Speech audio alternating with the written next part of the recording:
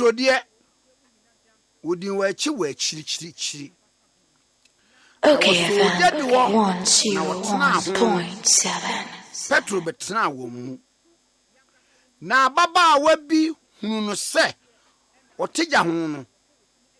No hwe ni din kan se. Oyi so ne nenam. No osane se oba minim no. Na nche no ofoforo hunu no na wo se wonso fofiri wo mu. Na Petro se bema mimfiri wo mu. Den wachi beye donhwere baako no ofoforo bi nso de beto so se oyinse ne nenam ampa. Efri se wo ye Galilea ni. Na Petro se bema minim de wo kan. Na amunum wara oguso kasa no akokọ bone. Na Awurade dane ne ho hwe Petro nim. Na Petro kaye asama Awurade ka kire ne se ene akokọ mon na wapa. Okay, FM 101.7. Petro free edi kusun ya. Amen. Wachiri Yesu ayebebo na senuam. Na aye hu esan sen nkrofo hunu se wo kra no wo ka Yesu asuafo no ho wo ye nkrofo a ye anada bia betie na sem a wanhwa a won susu kra no ye be ye obibi bone ye betimi akun obeda afiase ana bibi ete saa entibra ye kire no di ni firi ha ekọ ha eni firi ha ekọ ha no nipa no odi akire no wo mu di akire ba wo mu di ntente minim say ya motate oh me dia me political party we ni na me madwuma me ye no we mu ba me gi contract we so ba me gi contract na mo me political party we ni eti sema Okay, FM 101.7. party eh anhwe a wo mbegu madwuma anhwe a contract de mame anhwe a wo mbetu sa e wo me so tax ni niema ahodo minim se mutate bi ebi si ebi atowu na eda wo ho ba kire wo no wodofo ko na abehunu se nipa do ana ye no wo na abehunu se nipa se wo mu no wo kare wani mu kire nyamso mpa wo no sere kwa eda abenya amane no ena abehunu se ofa afo se wo fre obi a oma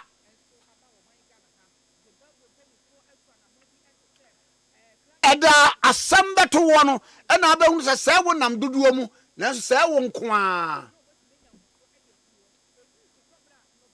eda asambeto wono ena abehunu se sa yonkofo no a wo mkase wo do wo no wo no 101.7. minim obi sese ya wo yare a wa fle course be 20 o pe wo bia ma no 50 cedis pe obi amfa enso na sa nipa no ebra na nipa a wo mo ye ne namfofo no ho kire wo mo o no obo a wo mo paawo wa kire no Jesus Christ en wodna course of pani fie na wosuani Petro die wodi wan achi wa chiri ada sambeto wo no wo fra no a me wo meeting anopa 6 o'clock wo meeting wo nweda wo be test wo be frɛ wo be yedai omwa Petro di wan achi e wa chiri onyame a wa frɛ no Christ wa frɛ no ye chiri no ogini ho odofo wo sma me se mebo amane ye se niema bebre ya woni nipa nyina bom ye no wo ya adwene ho di ka adwene wo ho ansa na wadwene afoforo ho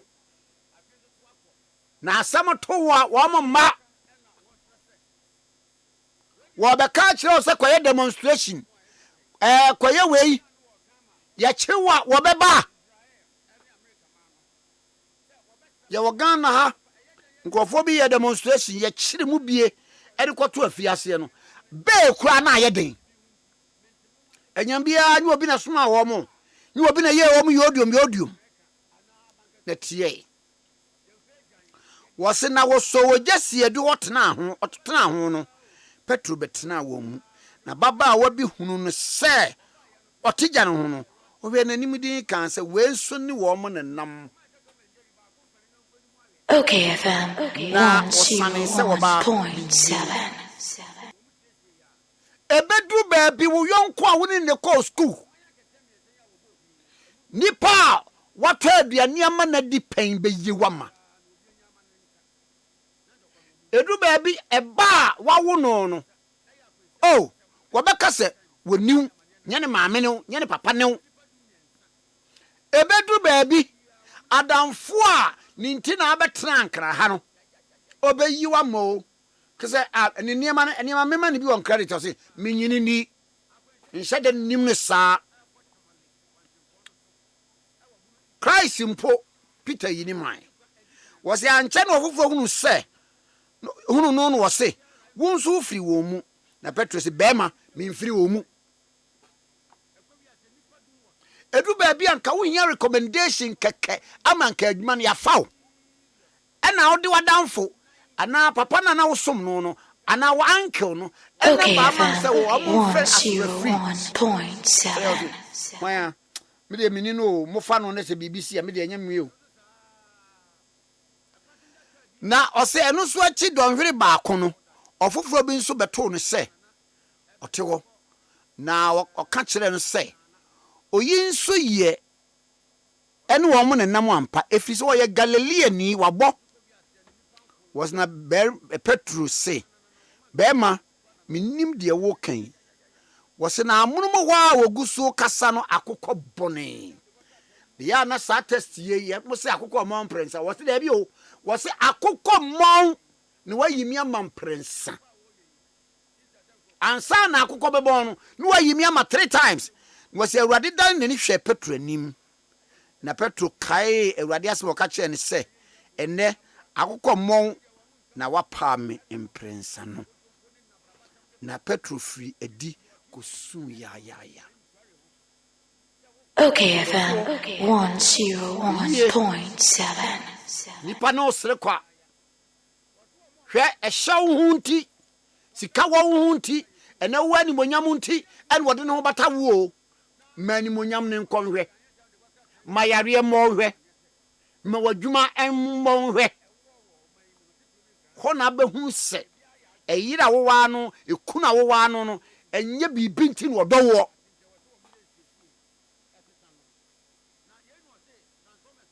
ni pati mi di hwambo anope wasoma me se me kan kasaye emfa nkyere wo se wo ho a nipa ye nipa hweye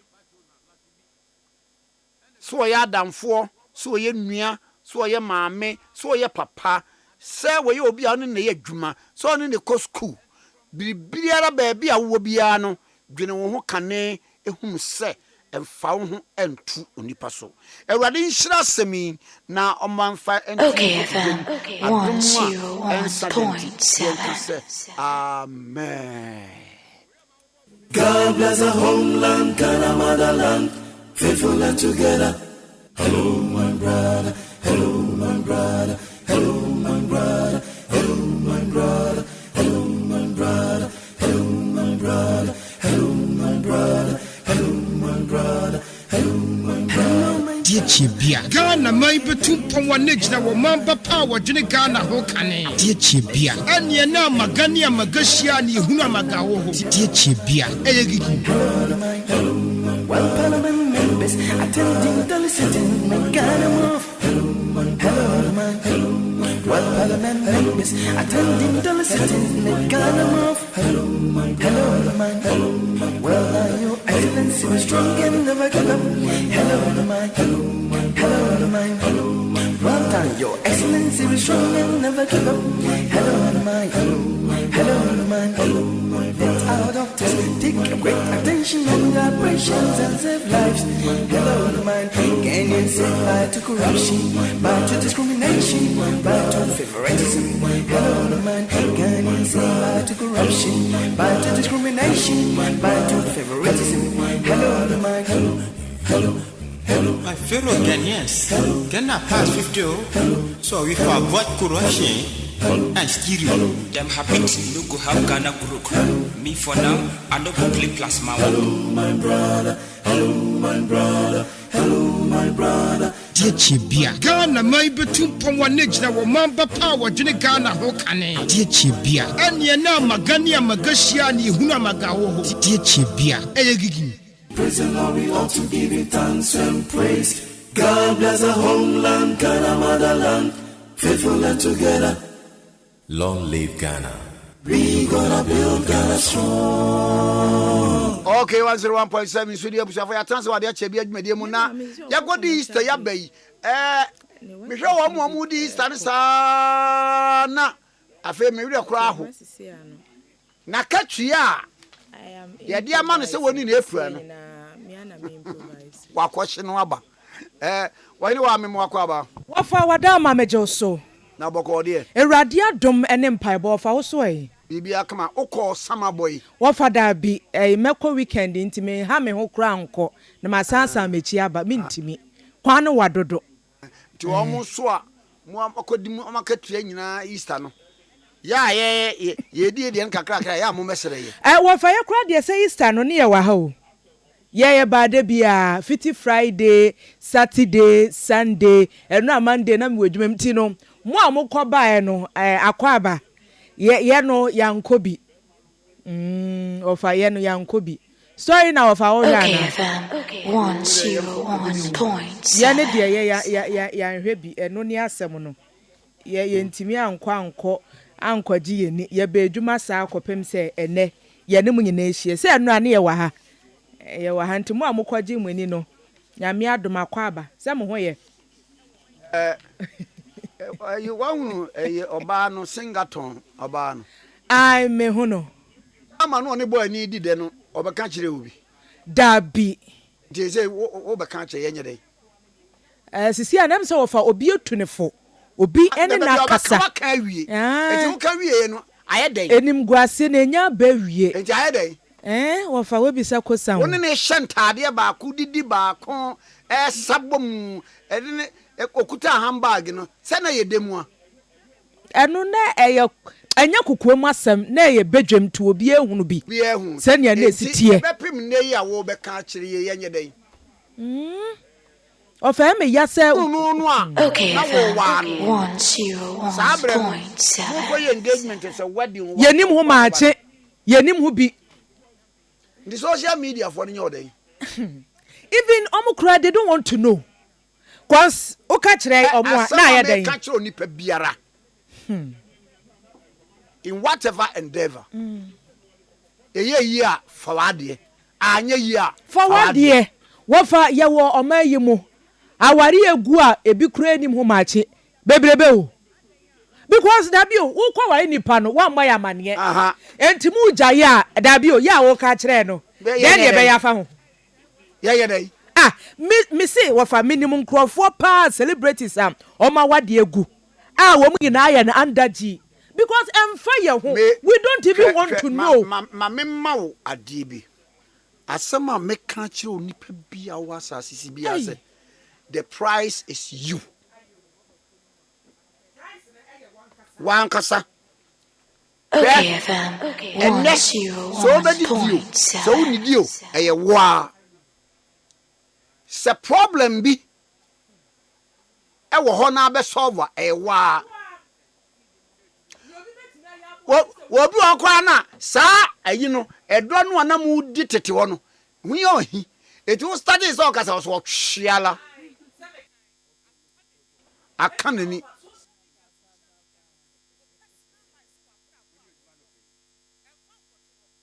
for me way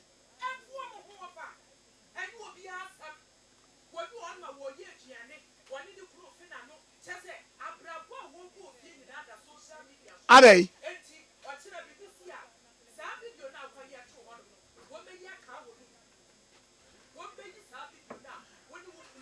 Eti na afa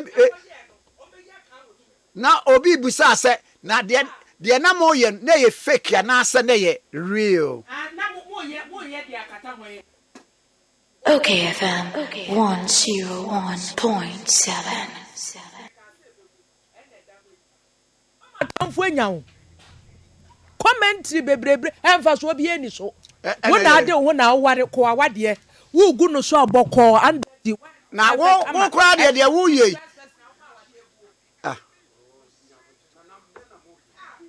Ayeka. Dabi mami ntiasansa. Mami ntiasansa na me me point no. Efu asantoa. Ena me buza se. Sabra no omu di do nyina free titimire no mu ye twanta ade baako na baako de baako hye akire. Na wo se wan? Efu asantoa. Efu asantoa. Asantoa mami di suwe na me num. Nana. Ayo you know what can be. Afa edumi so. Mama menka asem bi enkyere mo. Bufu ankata nana. Wo de me ba. Bra. Nana memo akire mu. Asem ba ko a me kan. Okay, FM 101.7. Ebetumi a. Nana ebetumi a. With experience in Tino. Live like you don't exist.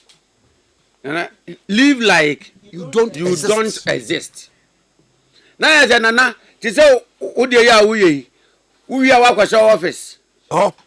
Saturday wo se fia no pa akosi enyum no nko baby a.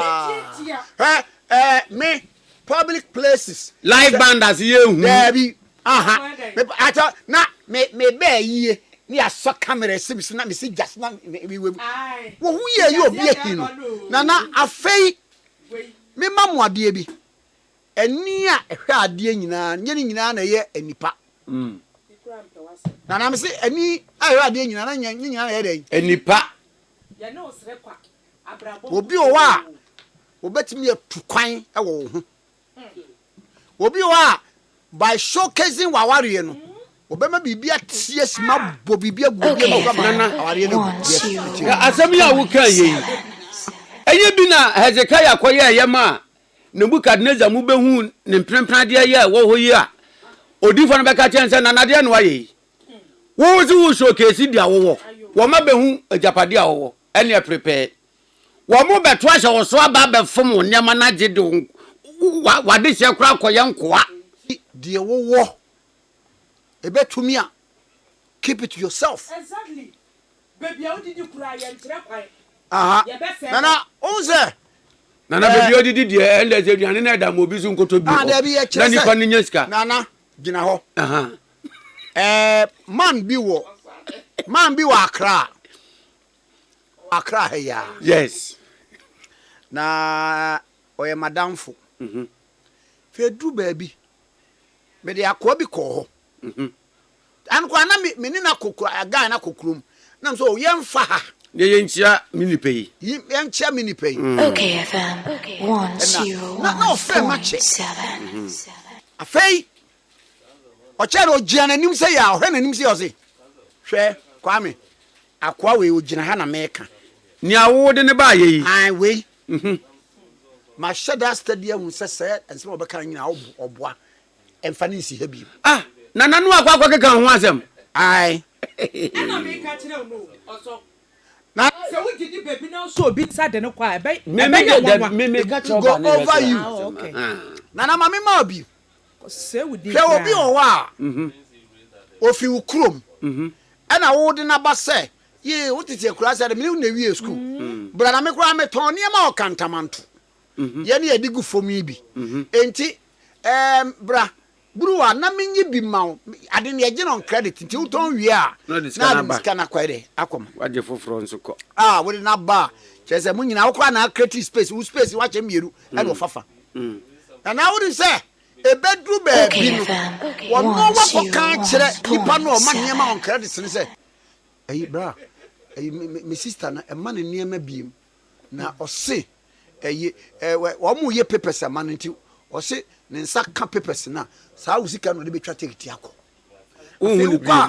ma yɛsɛ wɔ muna bi ɛsɛ wɔ ma nneɛma no bi nipa nyɛ wonya ni papa wo misa wo na ɛhyɛ ne tirim ohu ano wo show mienu ama nneɛma no bi mu o enti nana me de nana adoma ko nyame kyɛ me wɔfa adoma ko nyame kyɛ ɔbɔ dwum bi wɔse sɛ nkɔdasani bi abetie a ne futuo baako a wɔn sɛ ofa yonko a fa yonko pa na emu bɛdɛ no wahu yonko pa no wahu yonko bɔne yeso oni onipa ne san ansa na wahu ne suban nti ɔno ko ana dwen ne de kebetumi akatena wase na ade a yonko bi di ayɛ no no ɔwo ne ba wɔde ne bɛto yonko sɛ Okay, FM 101.7. Nana nti efu asantoa ne kunu de omo ye ya na mo kan ho asem wa na ɛyɛ bɛma no watela mu kasa bɛma no wate so wɔ kasa oba ne na ye ho bɛma no kasa yo kwa kyerɛ na mu sɛ sɛ ne yɛ sɛ wɔyɛ editor ɛwɔ daily guide wayɛ akyɛ paa minim right answer wayɛ paa ɛna ase ɛna wabrɛ me flower ɛna flower nso no nkɔfo bi na de bɛkyɛm na ade ugye na ade bebutu mani be lover boy eti kwa nkɔtɔ flower ni before from ɔse ne ha ne sɛ ɔse boy na ye ne den ɔse si ade separation it release or the by ɔse boy ni ye fake ɛde yɛ kyɛsɛ de asie nya ɛda a wadie no so bɛkan no so ka ho nana tema agro nyina bɛka nana ɔyɛ singaton yi boy yi da no ɔna awo si fani na ɔse no opeso gya no kura ansa na singaton na ba ne papa ne tu no fo ɔse e fake why ɛyɛ na me maintain nsɛm o na social media no so de ne won sam ko me hu sɛ wɔ kasa but de mo ka chama no pɛyi na na abɔ me batabu kafra waka we nyina nana we de bi mmodi radio bi adwuma a wo mo ye nana sema mu kan ya no maka ne several times say wo mo kan wo bi ɛna awurade kura ntie ɔhene wa ne mempa ya ya bo se awurade ma yan ware no mo esan se wo mo ma sebi aware ayɛ tan papa na wo si TV so wo de ne kunu akɔ ɛna me kuru ye mi sei ba ko bi so kura ne de atwa mo nso ye modi enso kai a wo se otumi bɔ ne hwam okay yes na opeso obu no nana o ke ka we na ɛno sɛ bɛma no so ankasa ɔno kwa de sɛ no mo yɛ asɔfo nana minim ne anti a bɛma de ya na mo nkasa o de bia obi antie yan ba jo niema mienu nana what na fe me da sɛ amanya okay nyina hɔ na na dwen wo watch na nana ye bia sɛ fɛfɛ de nana efe ya fɛfɛ de ya bɛka sɛ efe nana sɛ nka tan yanka wo ntommo sama nana ka wafa do asoma e wa de pesa me kan sɛ nana ka sɛ mo emema enkasa bebre no sɛ wo ne oba nya asɛm na ɔkasa bebre ya obia bu be ma ne fo that's right 2 mema adwene mu dokose enkwada wo mo ntem yes enti ɛna be ma na adwene mu do no enim sɛ ɛyɛ ema suban kasa de obekasa ba no fa solution bi anye de but nana ema hwɛ 2 unse enkwada wo mo ntem ai se enkwada ni ntem a kameka se Okay, FM 101.7. ba ye de ni enkwada ni nti be ma no be ye din nana mami ka se mi jero menye sanka wan na be hu se first menye ne ba we nyina pia bonten e be ye den ba jo oye ti enya ne ba yate nana engrofo kra fa engrofo ma hwe wo bisa akwadanse who is your father Nana, I don't know who my father hey nana enya hwe nana sadie ya nana sadie enkomo ya wo dia ba no hwe hwe hwe mi wo CTV a mi wo si show edu weekend na obeye kids program bi ono wo set ne so a ni kun na ne nkwada miensa ne ma miensa no na o show mo akopim so obewie show at least ye hu hwe kura yeso ye hu bibi kakra so why you say abai aba se wusa ena abrabo antufo a unyini a abrabo betufu ende ade ba ko mesua wo Okay, FM 101.7. de jade akan from nyame nana ana metie wa Africa sa sa ene asem ya nana odi abe ehia me pa se ebra edewo mu no oba ya wo bese wo pe munam restaurant munam joint enjoy no we hu nyansa mbe kan kire yen se kebab woni ndi twidi ono Rowie. wa kebab rowie rowie si wa no se trombone wo be ka kire yen tama be me bie nanum se pex na nso so bie odi se ply na mo dia som akasi ani twe na mo num ntoso nkwan no mo ka obi kire bibi kire yen sabre mpo we SDA ni aw eti wo kura de ya wo se owe prekontwere ne na emu ne body ndi owe ebone o be ka kire yen David ni nana sadia ne dia nana ma me kwa no pe na me ka se ye frasesem nana ye frasesem eye ni bie se wo ne be ma tena debram wo me ka nkira mansan se mu di de na mo ma se mo ba ye dia wo be ka agu yan yasum de se an amen do no front tiga de so kam obi ate don't mo be blame don't one from one ne onko bo maracas so don't one from one onko bo maracas pa nana sadia no mu nyai wo ba bi obese bia nana woni mie I'm telling you woni be ma dan for so hu ma de jam ama ma enjoy penate se bibi ntina se ma break ya afi ne be kirem ma de be public when the person what ase ma me ma wo aba assembly uze na me kwa also me penny aya na enti dia na pentia enti ma break ya no so je se mo ba mo hin tasem mo be je se mo ru mo hin tasem e wa abonten na na wura fi se wo oba no nia wo yi enti wo ware biam wo fi se be ma bi ba ho a onwene dia wo de aye abrantie yi se sa na bia wo ba ho na se ne ma nkoyi a wo be ye wo de ya se na ne yen fa ya ka se na ya nwene wo tena wo na pa chambo yen fa ne se bia de wo ye so de ba abonten nye na asem no so wo mu na na se wo mu a ayale asem e wo ma na fa no ho adai e fa ho emfa me ho wa fa bra wo mu dida wa wo ti a wo kei ne anim ho bi anim ho bi woni first person pa wa kwa awade anye ye bebre hihye honom but eye wa wasem wo si choose you nti eye wa wasem wo kwa honom wo kwa dentina wo se wo involve kwada wo ba ne gentle wo kwa gentle wo fa aden na wo se wo involve kwada aden no no nko na moka wo kai asamoja ade nana wo kai odate Wellington de de bia ma na kirem de bia ma na kirem bofo ne dia ne nam ho apaso bofo ne dia ne nam ho apaso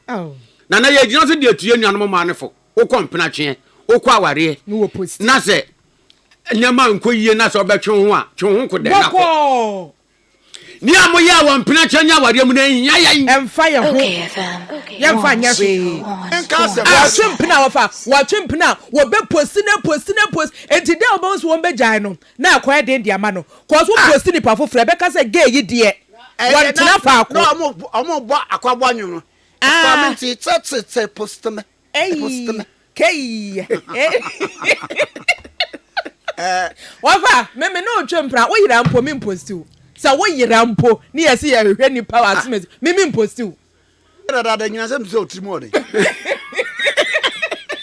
also me postu wo da wo so ya dan o ya dan mesi se me ni wo date 10 years mpo me postu da me say yemianu ya na mo so no obi anim se date me postu da ntu ye jaya obi anim ye obi afa no public anasa America celebrities bi a ho wo mo yire nam no mo mampo ohumpo Shawrut Kadiri ni owa Nigeria yi oware enye nne besi nne 6 years ni obi anim ni kunu watena wade ho obi anim ni kunu nana e ba na sa so hu no public enemies no public enemies baby kiss me baby do this oban say am ko restaurant abo say tie aduane na ni e twa da social media fast food ntie aduane je obi na tisi wonu odo almost romance this romantic you method ni na so twa da social media so weekend mu senya ye posi abrantie ya ba ko o share ne wig dressing ne ma dressing oh be ma yam na nei media na nambeta nso aka biem wona wo mpresa meka but me meka sa wo yo ba wo ye bema na sebi mo hia pen na bibi nti mu breki a aya mu mu na na na wo hu afia mobo se e bia broken heart ache na nkwa na broken heart ache no ya no ne wo broken heart ye wo mienu ye oba ku bia oyini wa de kura wa yaku wanka hwe am obi ante mebua na wo te ya hede na Tama ye jira mfichire mefra mo wodi won kwa twempna onim de agrofo akomu e de ti aga o de ga wodi o mbo de nkasa ma ohini wa nkwa twempna no wodi nipa kuro ni nyai ne sia na bi san se ohumpo ga na ne twempna no wodi aso obeka che o obeka che se minino oh minimu so saa oba wo bunu hunie minimu ye obi afade be ye candidate for another empnachie ne aware me ba be kirem saa enti wan ko sai nachi ema be ma bi hu kase oba idi agama se ya anu ote oni ne kwa akopim so yi anye yi a obegu ani mu ase e ba ne se no me si woni suban wonyenyen eso na ne nam woni suban wonye so na ne nam matna be 5 years me ka me kire wo oni suban ni na dire mu dan pa ba go I so was tolerating za na obeka no o na me so so omunyai me busua mu de saa you know what ene ye na oyin adua wajo ne ne ode ye na java so ade ginze to no ye za ma oyin way well so weekend die me ra oyin wa me de oyin wa sa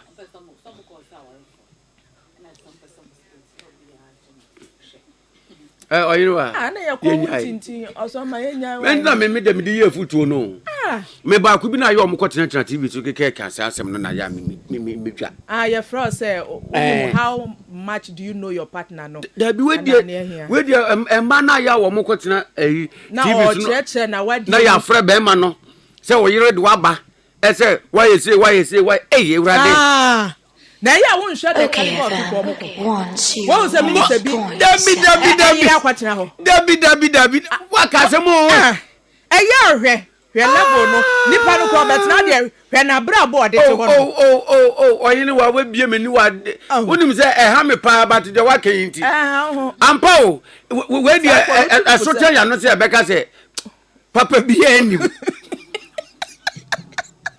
because oba imagine obi awoye corporate lady be ye juma wo bank ye juma wo despite media osma kwa akotena TV no so beka se na mekunu na mempina na oye me sei enti mo mfrɛ no na nipa na host no wona beja aware no aso oni ebusua so na di awade aso oni bi wo ma keka brum sa sampre mu sa enti me bisa se wo wi a wo san akotena awade no ho ana se wo wi a wo ko maame fie maame kan asem nkyerem okay fam kan ye maame no mutena be ma no akopim se be ma ndi wuye na wo be kuma si kura de a ade bi wo ho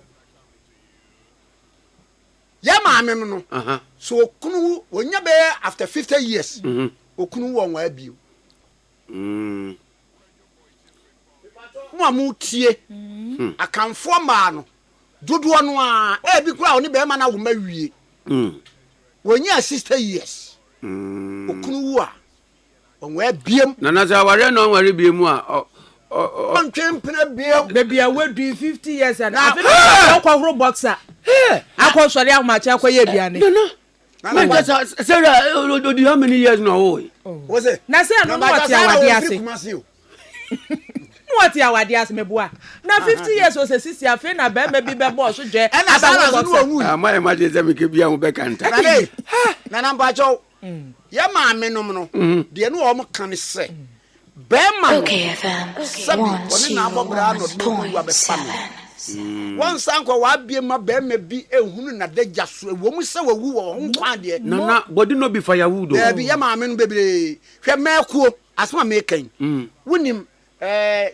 mattress ya ne nyina ye kwa hensan no me e wo nyina no bebre wo wa mekuo fo no ni kunu wuye no wa nwa abi na no ya de o da bi aya adwene no se ba bi a medu afa na me ma obi be ma megene me ebu okwa no ne ma empeso be wa biem ano no enkura no so amunya sa ena na ne so what study ayi akanfo maame no mo oyino wa ofa nim se de te o sama boy wonim se wo maame nsori se sandiniska dabi maame kura de hu zamza de mimi okay owo be pem ne no se dwom no ton ade a wo beton wa kopem se kire se Okay, ne manu bi ehwe store no nti aduane de ye bebrem bi eti wo no fa fo se brem sika frew me de ya na ha mi o da bi wonim se wonyini hwe baby amedu yi da bi o hu se wonyini I see na wonyini wo nda na ante wokwa onu aduane ma pen dabi Kwame Dora oh so say nkomo said we why ni wa say nkomo pa onu obi na ya oyini wa entam fanti asem ma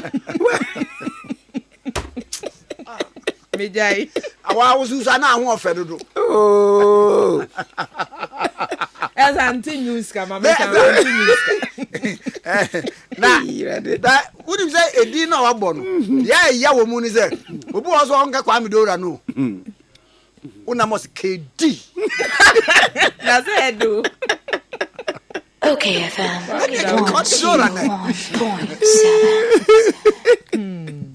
KD pity chese aje wonye say o ma me de to Dora na ne ho fe oya akwara wo no te say oba hwene po a wagige ni wafa wagige emu yo baby abrabon fra mane bobo yegu na what despite me emu ye wadawo ma ye kwaba na ko de me kanie yesusu kasa na sun ketenkete me se ye dai na sun ketenkete ye ka yesun ketenkete a ba so te ase o so te ase da bi abija oba ye ka yesun ketenkete ate ase oba hima kasa su kesi ana da bi susu kawasam che nipa susu bu abubuo su chire wunsem okay ya sami si ya se bruwa sun ketenkete Okay, FM. me kwa ba wati what is the meeting gaga Okay, 101.7 so ni oni monyamfo ochire Baafi ye mena se badwani e ogina ho ma New Dwabin South, former Deputy Minister for Trade and Industry. Honorable Mimao Achiba, okay FM so. Honorable Mwaje.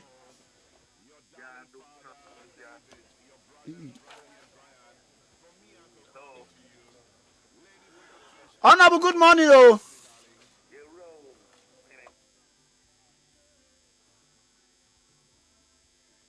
Honorable, good morning. Good morning, sir. Yeah, we say something to be a canona. You need and come on.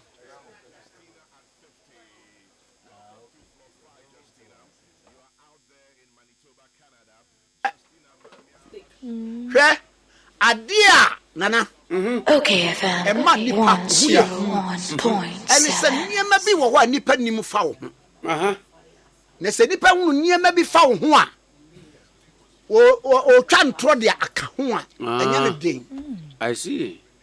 And I ever who say, Yankopon, we anyway, what the boy we are seeing. When you me be. Papa. You don't know to quanta pie. Now, wouldn't say. Why? When you say, I never don't quanta pie. And I don't know about me. wo gidie bi se wo gidie bi se Nyankopɔn obewo yire One ongwanu gidi. Minchemu mo amoye nipa kura Ongwanu gidi. Oba ema mo dide. Ongwanu gidi. Magra owo kasa o mu tekirekire mu gra o mu nisa gidi. Na wo de tie. Kwagwe uti. Wo de tie mo sa gidi no. Aha. De ntia Nyankopɔn bi Nyankopɔn wana boda pesi ma no. And I you that you go and walk over. And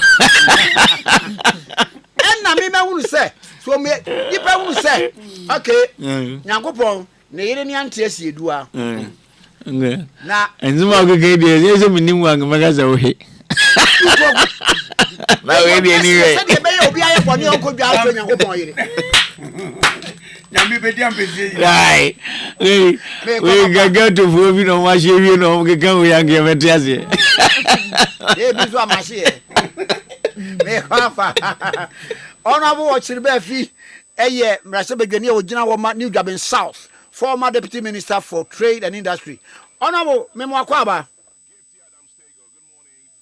Okay, FM 101.7.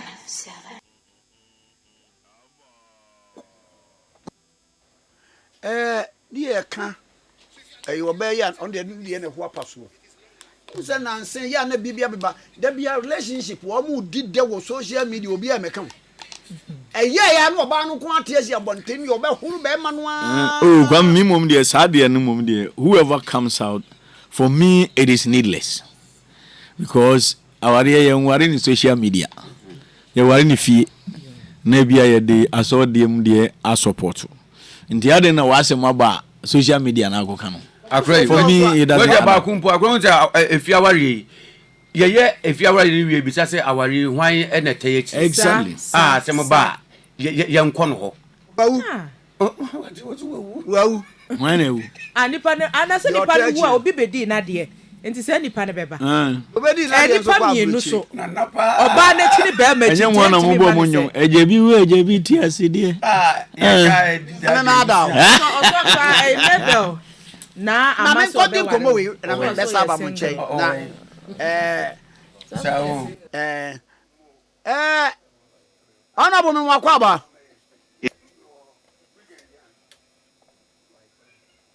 Kwame. Na umpombo de. Nyamia dumpa mpacho na we. Bibia boko na mehunu ade bi day break. Was the investment firm behind Customs AID. Ochibefi hints. Na yesi custom for wamu de AI bi aba wo ba na abekire wo de obetua wo kra ne ma ba afa de nye nipa ne bebo ama wo AI ne bebo ema traders buafu num ne ade na wo de abetu dwa se firm bi ene techi na o techi ase kenye bone enchemu ni sen Yo minno Kwame das bebre me ma official panso no union mo nya afin kometri yen enti me okay say last week we no bobo nko ka krafa sasim nka sem wo sen kenya sem bia sen say oman no epe kwan a obefa so a obetumi twetwe ntokura ewa yentimi nyes kan film manyina nti we den kasem papa but kwan a oman no efa so eyesa adwuma we no eno na yen as opposition party no any Ghana for bebre especially omo kane mafia bana no ba no omo nyina omboafu ho enne say this year no sa WTO method and as standards omo dia ma ewiase nyina omo se WTO ase and omo sign WTO agreement na nyina no de di adwuma a ewiase nyina na de evaluation na de calculate wo duty and taxes abetua so oka nyema fi bano ya eno no Ghana say yes yenye mprebi wetwam na asem kese na asem hia usu wetwam a anka pe obi a company a wa hoden company yina yinim se company no adwuma we wa yi pen wa ye no bebre wa man bebre so na anka wo de mo bade anka obi anyi ho asem ka minia Kwame asem wa ye kan ko fogi say asem ne ye kan ya asem kese ne ye kan ye can say first no nka wo de car ana say wo ton nyema say eja mo ye business kakra wo de nyema fie ma no ne ba me fan say wakra television efie ma no ne ba na television no koto efi me fan say China wo ton 5 series e wo China anka first na invoices now the buy no na receipts ni nyema wo de buy no eno na cost of obehwe so e dia calculate wo duty amount yeah we invoice ni nyema ahodo no ai bon tom yema cost of the bit here say on be kokro no so on ko find it out say the Tony man wo ho no munya on dey calculate duty amount and as munya the exact cost of the product na on dey you duty amount but then no artificial intelligence no ena ebe use ebe scan wonyema no the friend on be modeling internet so no ma petty figures some petty figures no my median figure no the kabu mfimfin the ejina mfimfin no the amount situa and say nra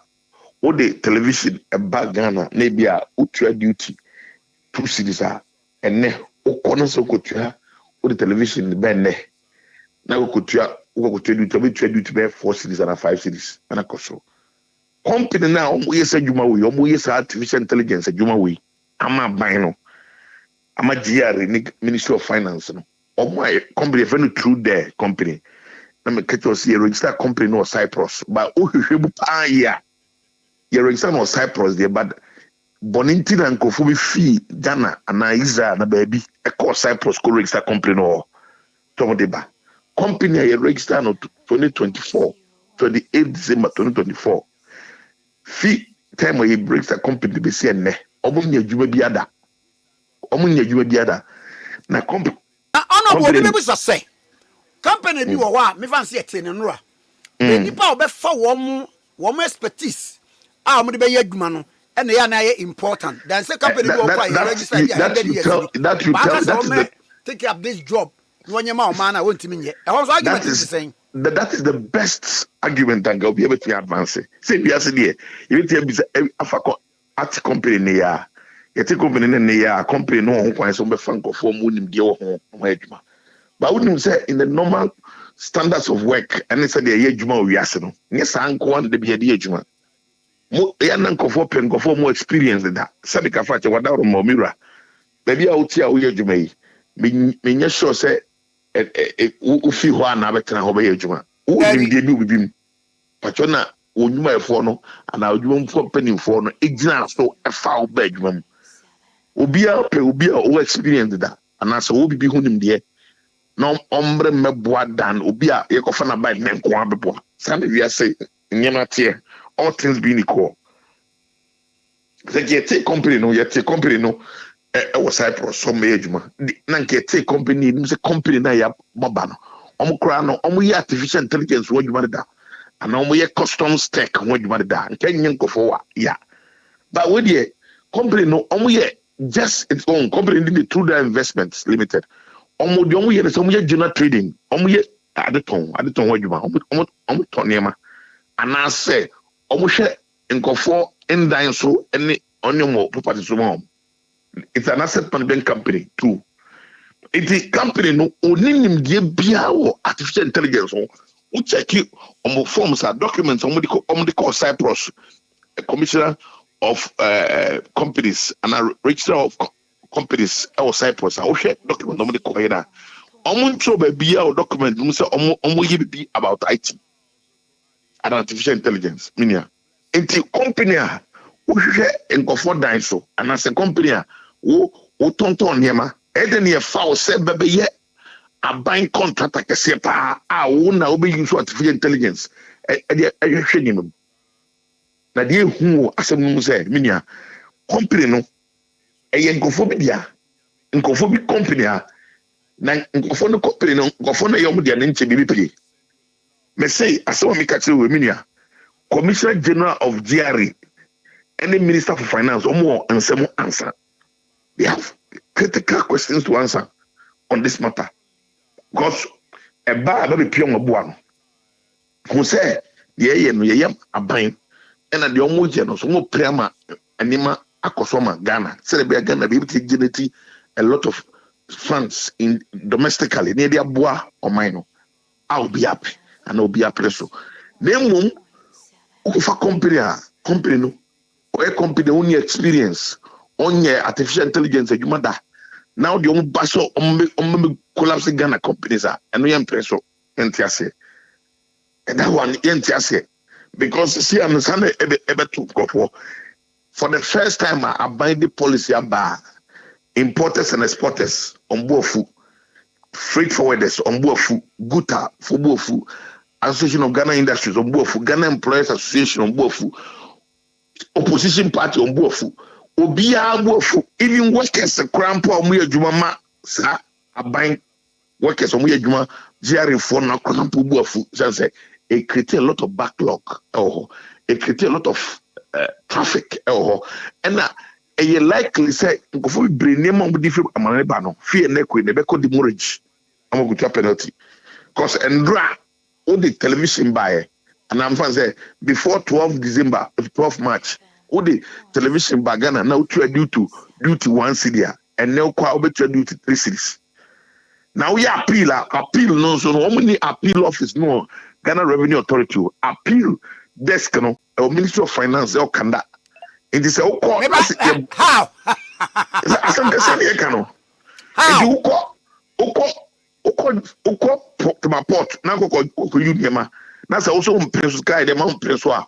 Won't be called GRA office now. What man on go you are no and go pray. See into someone there be. Yes, oh fuck a fitema. Eba Ministry of Finance or Kanda. Ebe di lie ne do so. Answer na why appeal. As I can say. We a coin and I coin back on NDC for person first Bogana for Kono. Now me find a party in us NDC. Me they share in the pebby. And very soon, because my file RTI last week. Very soon, in Kofu beating the pump until never bomb didn't ban. Now, when you dear who woman say, so they are young when they selecting Kofu and no quite time. I'm going to say the thing of that time. Eti o hwemwa utimu say Commissioner General of GRA ne wa budi trimpo so opeso Ghana krono no opeso o say Ghana na o ma Ghana wa o mo kofa ne ma o ma ne o mo kire o mo de se bi ba e mo ho akire o enu tina unia ne masori a meka bia ma omo e kare ma fie butiri ba no. Na asem ya esie we dey obi asem nya political party asem say dey udi kaka. Say ye better resolve it. That is why we are telling them because unu say embra obi bia ho. Medical catcher say WTO for almost Ghana o say yes ye can WTO ho. It is WTO nyema omo dia man say amman nyina omo ne omo ye djuma no mfa nye djuma no. Na Ghana yes ye dey. Luckily for us as a country no. In 2015, you legitimize the WTO for them. Okay, Ghana Customs Act 891. Okay, Customs Act now. We have section 67 and 68. X-ray and the next acquire fast war. You between yeah beauties. And you know, he said no, I am Ghana how I am bra. Now the abide way you know, boom brasso. That's the boom brasso. Ghana bra. Act, Customs Act na by nebuso. It's ye catch that by say, ye panicho, Padaroma. On suspended sa artificial intelligence sa system evaluation system on suspend with immediate effect. Now on me on way. Say meniama be gutema. Na no menya problem ma just mba Ministry of Finance kanda. Just we say bibia sia ansa na masakotema ade na ne Omuma officers ni bi enwo nye consultation enough. One say assembly also only stakeholders no issue bebre. Now unyomu consultation bebre ma obi atene ho ase.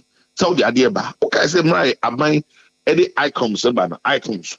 Aban a lot of stakeholder engagement. Consultation bebre to obi atene ho ase na dey buy. But what ye? aban ehia nkofo no be ba komienu bi pe ntase ama eno ano no yete ya no na Ministry of Finance actually akoma Commissioner General on the 5th of March say the okaso munya no mfi asenye Ministry of Finance actually koma Commissioner General of GRA on the 5th of March and the Commissioner General also throw letter and actual memo ama all custom officers on more ports and a port of entry be bia yija station bia yija mo hwedi mo na mo duty no say starting to no every 12th of March. Inti yama enough space for people to brief. Eno mo fiat na say. Ndi mo fiat say no. Almost a genetics car. I'm a buying. Okay, I said last week, Deputy Minister for Finance, Ade Akye Abia, graphic what published here front page. Headline say AI artificial publican AI no raising millions. What be that? Oh, we are siba. Ayo. Bill baby ya. The biya say abanya de no nyeska, abanya buska no. Ana report no buska no. Say biya GRA for omunya 2.something billion. We enya say Ghana Commercial Bank omunya dividend of this buska no. But we also raising millions. Billions are here buska dinti. Buska dinti. Comfortable be good demurrage from last week. Okay. Ghana for never be good demurrage. And they may not be able to pay the penalty because Ghana kwan when yanko go tua enyinema na ko demurrage akobo se won onya. It is likely say nyema na be ko demurrage no most of them about auction no. Na Ghana so your auction ade ahun say the economy. You turn abofofo. And the big for the free. And the Aban is not going to generate more money. It is even going to create more problem for government. Anabona we no wo anamontuo bi se bia we na make kan once one make catch say ye bibi se mo konam ne empanifo akokasa ena na make catch say yen ya tro come Aban ma file RTI so ma fam to tro e homa ma Aban say omun suspend ade no with immediate effect omun suspend no with immediate effect. Say Aban suspended with immediate effect. Na say Aban koso ejijia. You need a lawyer to make kasa.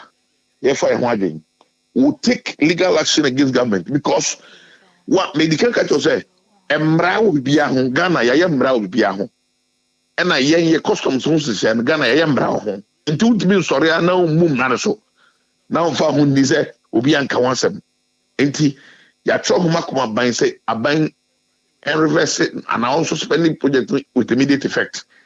Not only a lot of consultation, engagement be break consultation say obi aten ho ase a de asumreba. Say anya sa na say ye hwe na say enima enconsider pen na ye fa ho adwen. Ejin magana for na ye de bank court. And that's one of the things that we but no question say enkofu bi so mu disca wasemu mu ana bi boni bi akoso eno na ye pese expose man enkofu nyahu.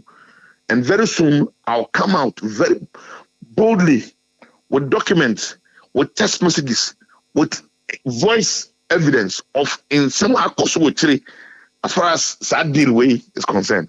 And then I make say, Obi wo in some Commissioner General of GRA or no any Minister for Finance or more who say we to be from Hundi.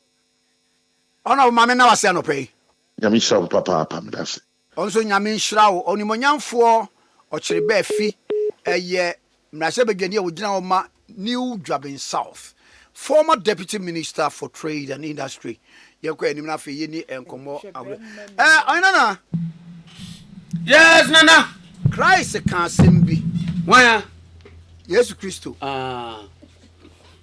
ochekire nsem no nyina no asuafo no kan se we de se nye senko ni paware Paul and Jesus. Nana Kasim ni bium.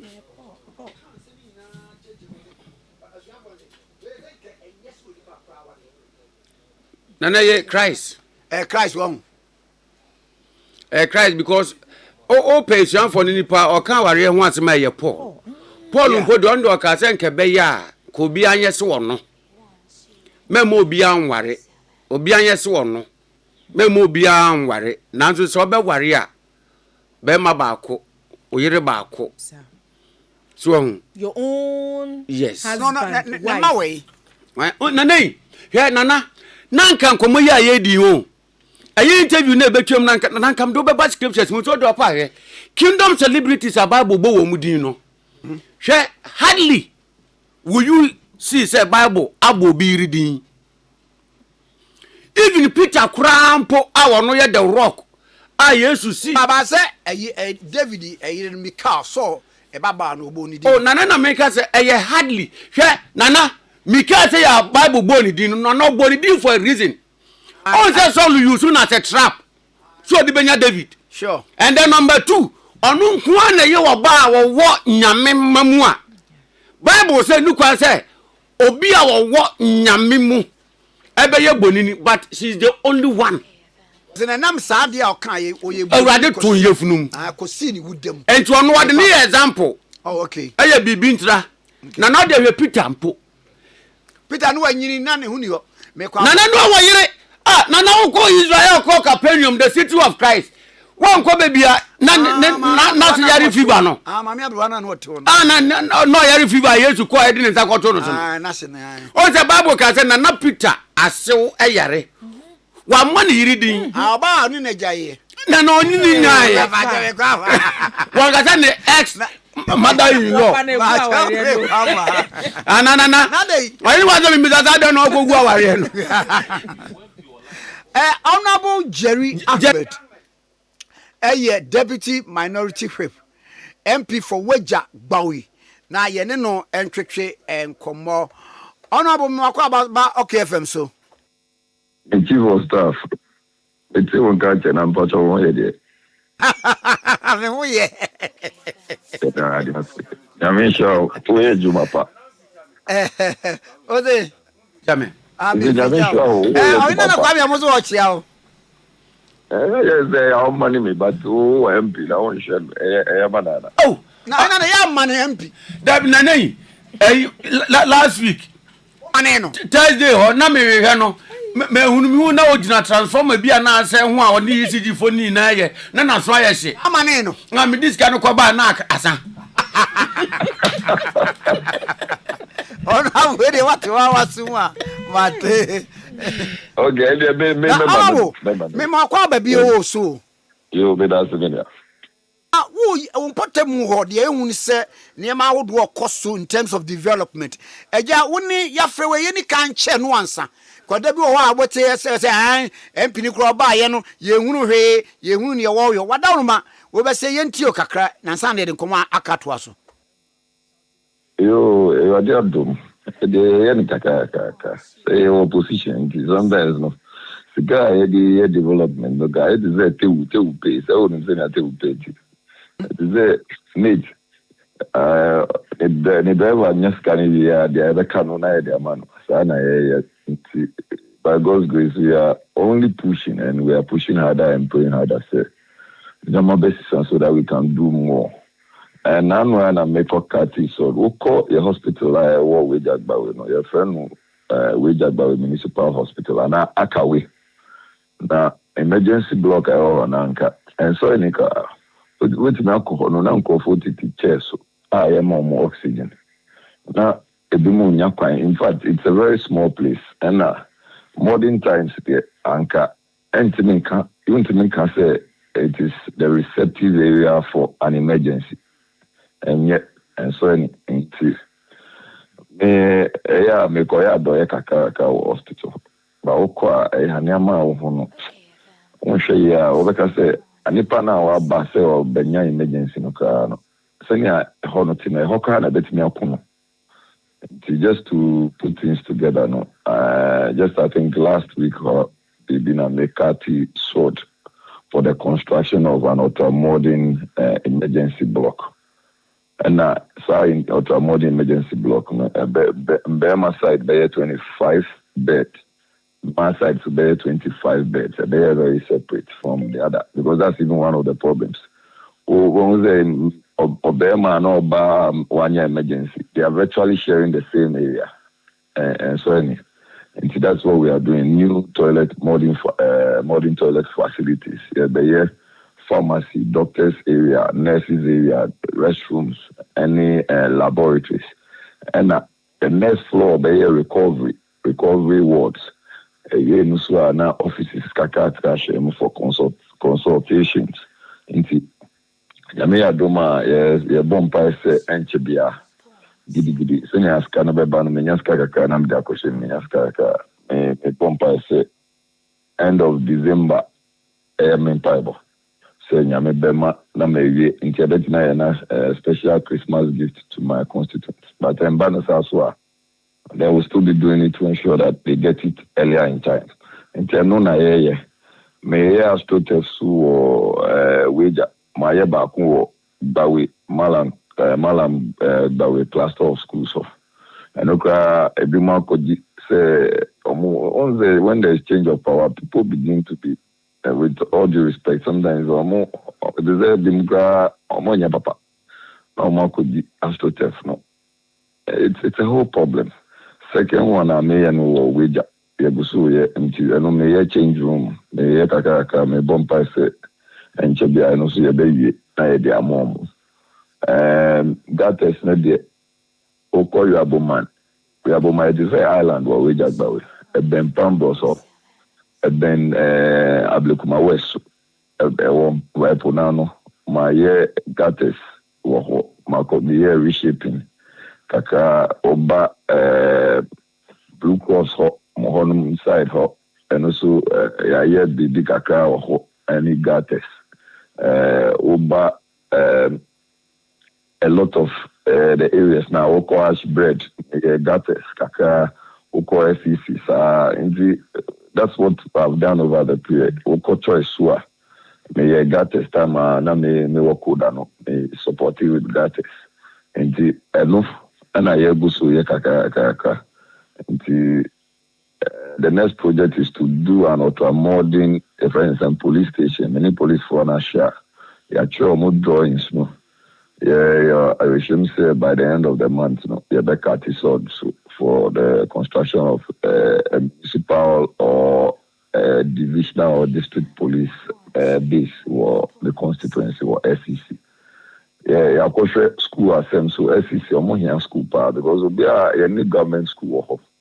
And also, any the whole SEC, any government school, Nipa Bebrebe, any government school.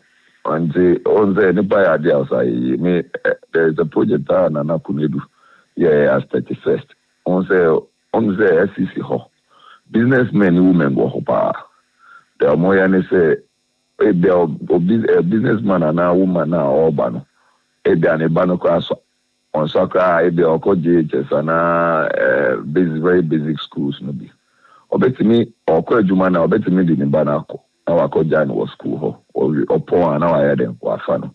And we are in close talks with Senate for their chore, more no Macasa, a pass as a or Modia Cinema, yes, and top the Anayantia, the Ayabetia, number C12 unit classroom block. I bet it would consist of, if anything, kindergarten into all the back to a car, now the Wako Jano upon our Kofan. And Tenuna, I wear Damakumasu as the next big project to do for my constituency. But the whole of SEC area, there is no government school. Oh, wow. And yet, my memory, and never won't assembly a wakan waha. Chronicle the picture fair but was let's isolate politics from business. Minority tells Okawu Business Forum. Say near maybe a while, yo, na ya diabuama, numa, a pagan ho, memwa, ye politics. And as a manual, say, when you make my manual cool way until you may perceive say, and I bay you. What's he in film? Nature Mooney say, that's it. That's the name. Okay, FM platform, yes. The one yet, some men are now a cafe. I think Ghana. Yeah, when him say Black Star car, the politics. Ayo. After now, bet me say, met me say, it got to a stage. Some of us were even thinking, na Black Star win, crowd, we will have a Gaza meeting a Black Star win. And if we have to be straight with the points and be blunt, people even started hoping and praying that Blaster will lose matches. Yeah, why? Don't you know? To the extent, me and the president, John Dramani, Mama, His Excellency, to make now catch and call for say, Blaster are there because I have to fight in our government. How? So you can understand the same correlation with your friend is saying, Ejuma. Yeah, Ejuma. But honorable, you say, and you might be so are more politicians. You say it in jest. Yes, be a woman, say, in Sisa. Well, I know that me cry, no. Me maka, and I make me say I make was I be doing, I just want people to understand that. And if you even follow my contributions on the floor of Parliament, when I'm making these contributions, I do them with the Ghanaian person in mind. Say, Ghana for, I want to Obama, say, go and do the right things for the good people of Ghana. Don't go and do the usual partisanship. No. Businesses are suffering just because of partisanship. They are tagged or targeted. And the moment you are tagged, they will do anything and everything to make sure that you are pulled down. One of the things that their resources be ana loan, ana facility be a bit mama, ana juma be a bit mama. They don't mind. What they mind is that we are MPP, we are CPP, we are GCPP, we are NDC, they are say will pull you down. We should depoliticize business engagements. Business ventures, we should depoliticize dealings with them.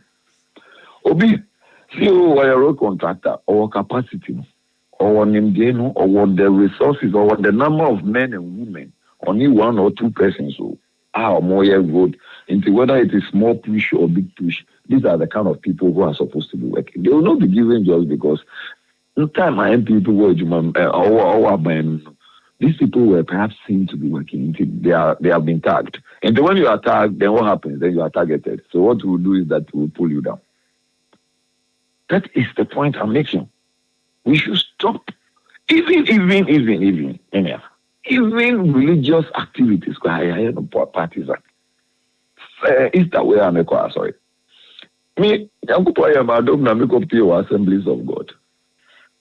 District 2 upper Wager district no more converge or SCC ho and I because also for now preaching the fellow Reverend Dr. Senyo the preaching no ko see about man no mo supi man no mo say me na me ka o metim and the German na me ka the man go for mamia me ka o mo say o mo bomb pa president mama and pa want say tell man no opposition no only the Basam George and him go for mo keka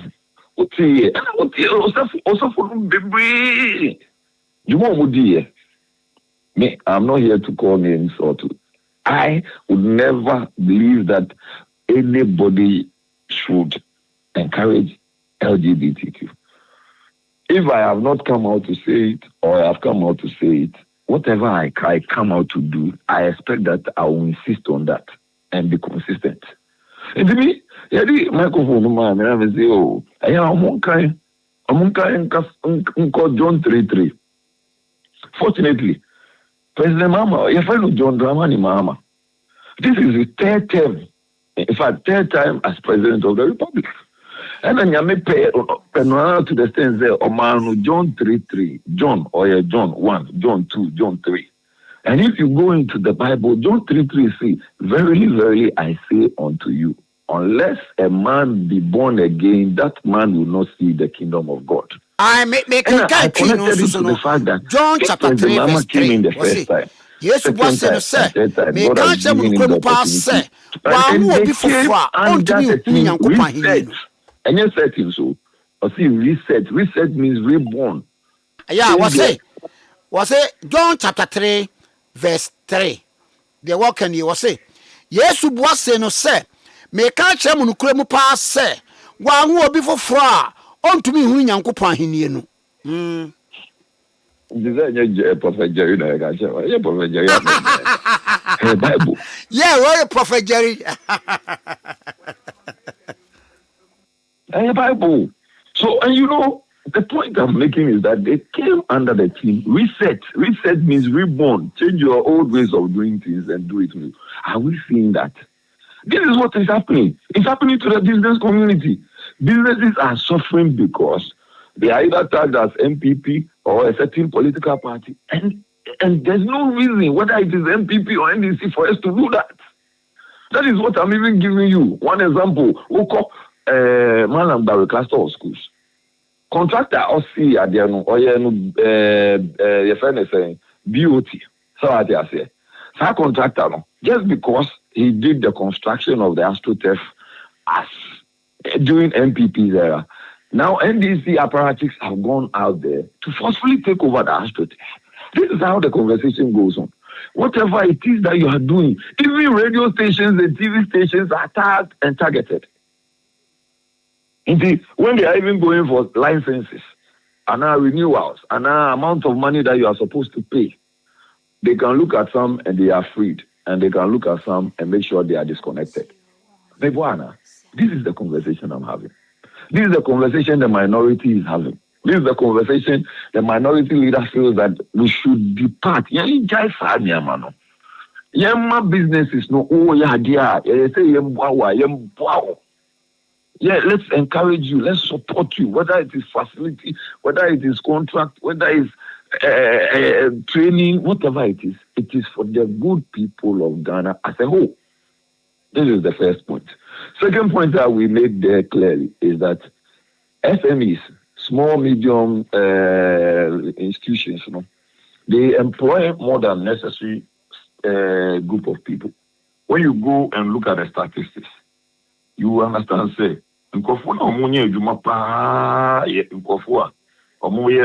small, medium-sized enterprises. Maybe are 5 to 10, maybe are 10 to 20, maybe are 20 to but the numbers they employ no easy.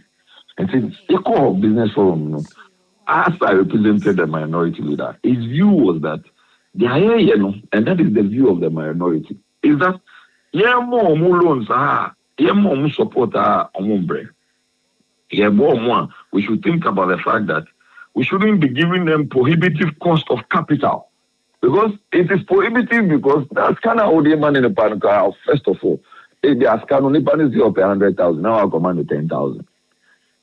And at 10,000 now, woman no interest, I would eat to Sunuka, Ejma, or so on Fanyan, on to me. Now they are got to iPhone and money girl. What's Ejman? What's a Scanus on to me? Scanus was said. This is what we are talking about. But if the person comes to say, they pay 100,000, oh, okay, FM, you pay 100,000. You pay say a bigger TV station. Now 100,000 will end up employing 10 or 20 people. That is a good starting point. So you do your proper assessment and analysis. I was going to say, 100,000, very truly, we can help them. And you budget 10,000 as interest. But say okay, FM, no, we had a TV station count. 10,000 a dozen. And you there, my more amount here, there are 3,000 Ghana cedis. That's interest. This is what we are talking about. And then we also went on to say, what horses here? Omo be there, FM AI publican AI machine gadget. Omo the access. Hey, yes, my problems for all power port. Offer. Mami ma clear example. When you say any good for share, any Ghana Employers Association share, any AGI for share as minority led by Osaini Afenyo Market.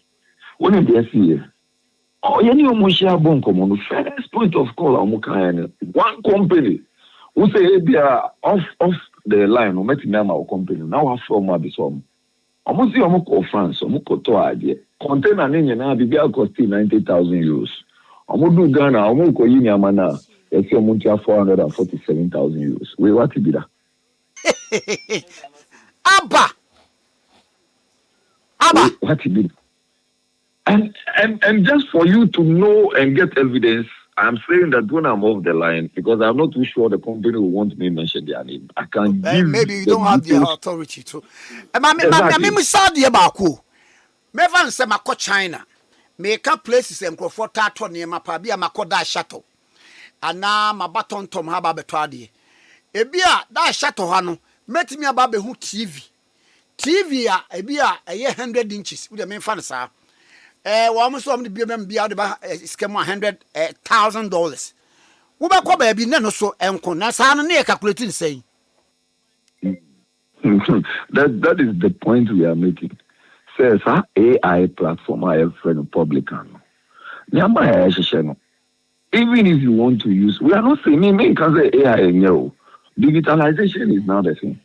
But you don't use it as against these people for your unnecessary benefit and to the detriment of the people. Nipa never share AI nyamano. Into the commander woman on I say one share command me. Say, I just me the bro bar. Now we charge you bro 10,000. Me the TV so bar, we charge TV 10,000.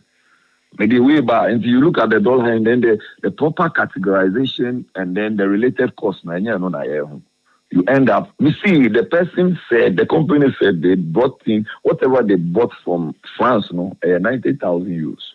When they got to the port, they were made to pay 447,000 euros. And I raised this issue before the president. More than 400%. Now only mass, only mass. Oh, only mass. Only mass. When I make cash, only mass. Exactly more than 400%. So you're asking yourself, does it make sense to any business mind? Does it? It obviously doesn't. Now, some craniema, if you be a China, Sado Cronwa, but me who be a Hong Kong. Hong Kong, the enemy be a China, the enemy be lower. But we are who be even China, Honakwa, we didn't be a Mako and me free Guangzhou, I could be for sham. Sado Cronwan, baby price was from baby price was so. I don't normally rely on the pro forma invoice and normally I am. Well, because they believe that the pro forma people understate. And even if you are believing people understate, then you are getting the average. Let the average be a true reflection of the ECOSO. And I answer. Yes, you understate. Let's assume, say, I have gone to buy, let's say, the price differentials, they vary. And yes, sir. And they say, oh, but they are different. Oh, tax are different. Let's assume so. But does it mean, say, between 7 to 10 cities, you're betting 9 and 8 cities for everything? Now, if we do it 8 cities, does that not even make it better? But, and then now why in 15 cities? Or now in 20 cities? Or now in 25 cities? What are you doing to the people? Are you encouraging business expansion and investments? No. You see, this is a clear example. We documented it. See, 90,000 euros. They got in and they were asked to pay 447,000 euros. And then when I raised the issue as a result of me representing minority leader, only their president can they have an appeal system, but they meet once. But we are saying there is nothing like an appeal system. The finance minister don't go on your time. On your time. So how can the finance minister be the one even chairing the appeal system? So what we are even saying is that you cannot be a judge in your own cause, because whatever values or valuation you are doing at the port, it is as a result of finance minister, some company, minimum company needing, and acquire AI system. So how can you be a judge in your own cause? Why must say maybe that you have 447,000 euros? And I was thinking better now why winning so that you change it, or you may not change it. How is this the true reflection of things? And another thing that came up forcefully is say businesses say that the government of the day does not consult them before doing laws affecting them. Oh, now you acquire law. And the NDC, since they came into power, this 2024-2025, there is no single law I say under certificate of agency. Almost every law on the Babano. And it's only 189. A bit near teams are sometimes now we say masters. Because you are doing anything and everything just to let them understand. Say, let us go to we are not there to oppose. We are there to constructively object and advise. We are there to support government business.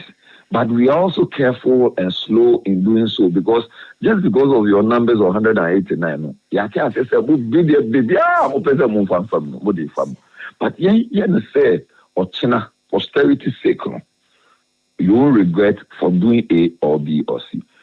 Business men are more private sector for captains of industry. In some of them, say, at almost every level, our government, the law, they are not consulted. They only get to know, hey, they are way yellow or no, or announce, then they are invited.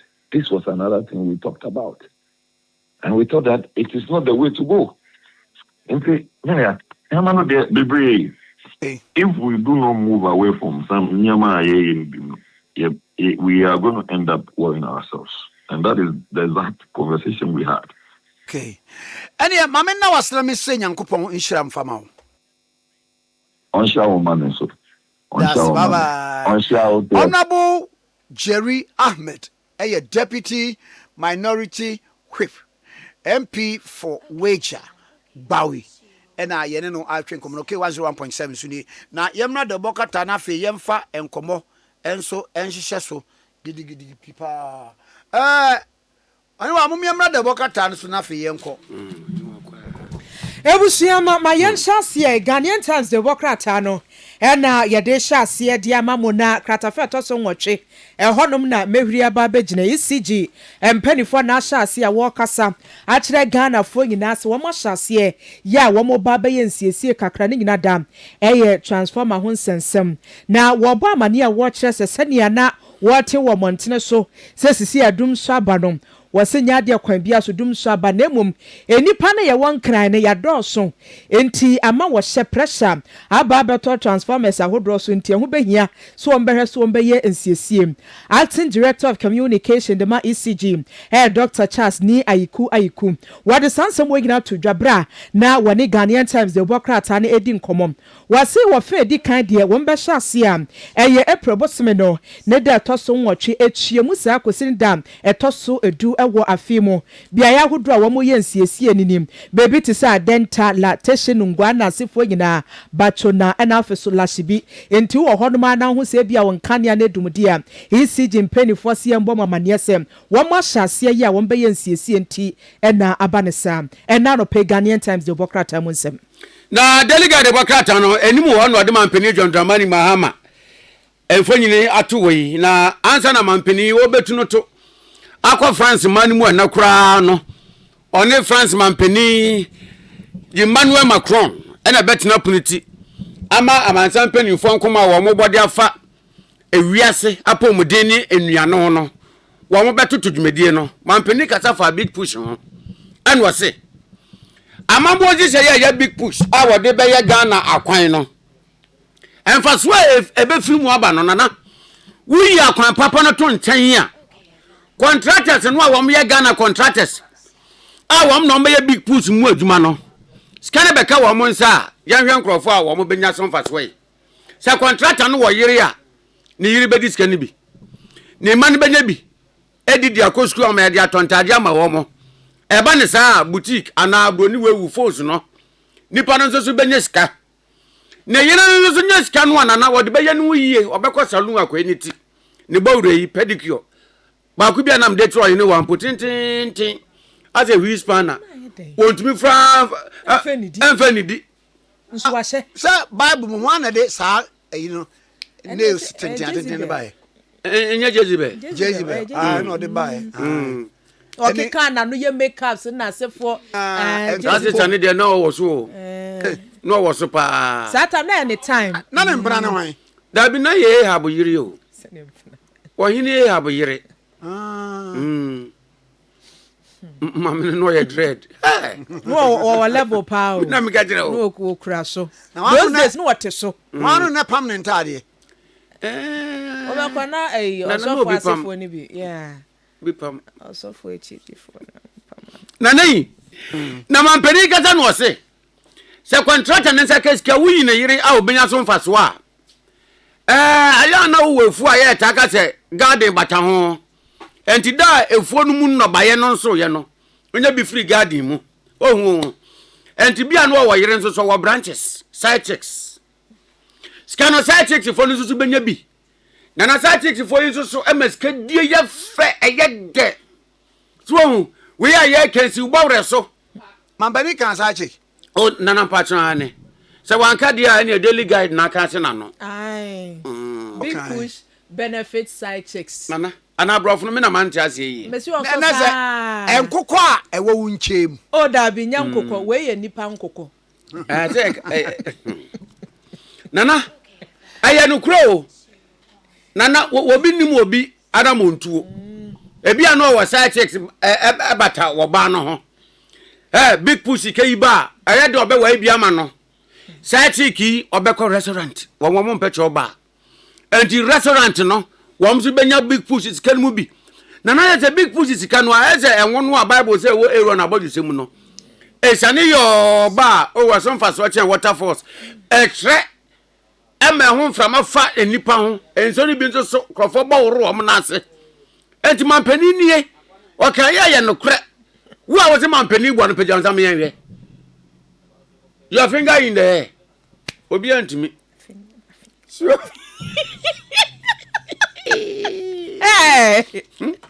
yes someone bucket we bi emma so yon konem mada mewie sisi anchokra okay epem side chicks ba ko fo didi a kromunya de sa etua wanu na etua manu an efe no nuado wayefu dada mu ani nkon emfa me nya wo garden nia wo bia mu ani nso ona impe garden obi pe garden no na no obi kura pe backyard garden no ebusia Ghanaian Times the bokrata na na eda so ewo mu na Easter no mu amokoe na akwa aba mu akwa akodi awie nanso asofo akuku dam ne nintin wo Ghana ha ahyase a wotu ye nyina afo ese de bia mote wa mote Yesu besanso ababiom anu nti second coming no yanhyase se ye boaboa ye ho na emom se ye agidifo nkuto de yanhwe se owu a wowu ye ewo Calvary bepo no so emoje ehwiegu ye so mfa so de se ye agidifo nkuto de ebusua yanhwe ho asem ne yanhua na yennante senia Kristo ba ya wo na bra bosifaye sansem we gina dwam tenanim edema Executive Council Great Commission Church International Apostle Joseph Felix kwesi mensan wadi tu dwabra Easter Convention course ewo frafra ha eno ewo adenta mensim wonkramantem wase eyenefo pale 9 we yisi honmu a ene Easter Convention course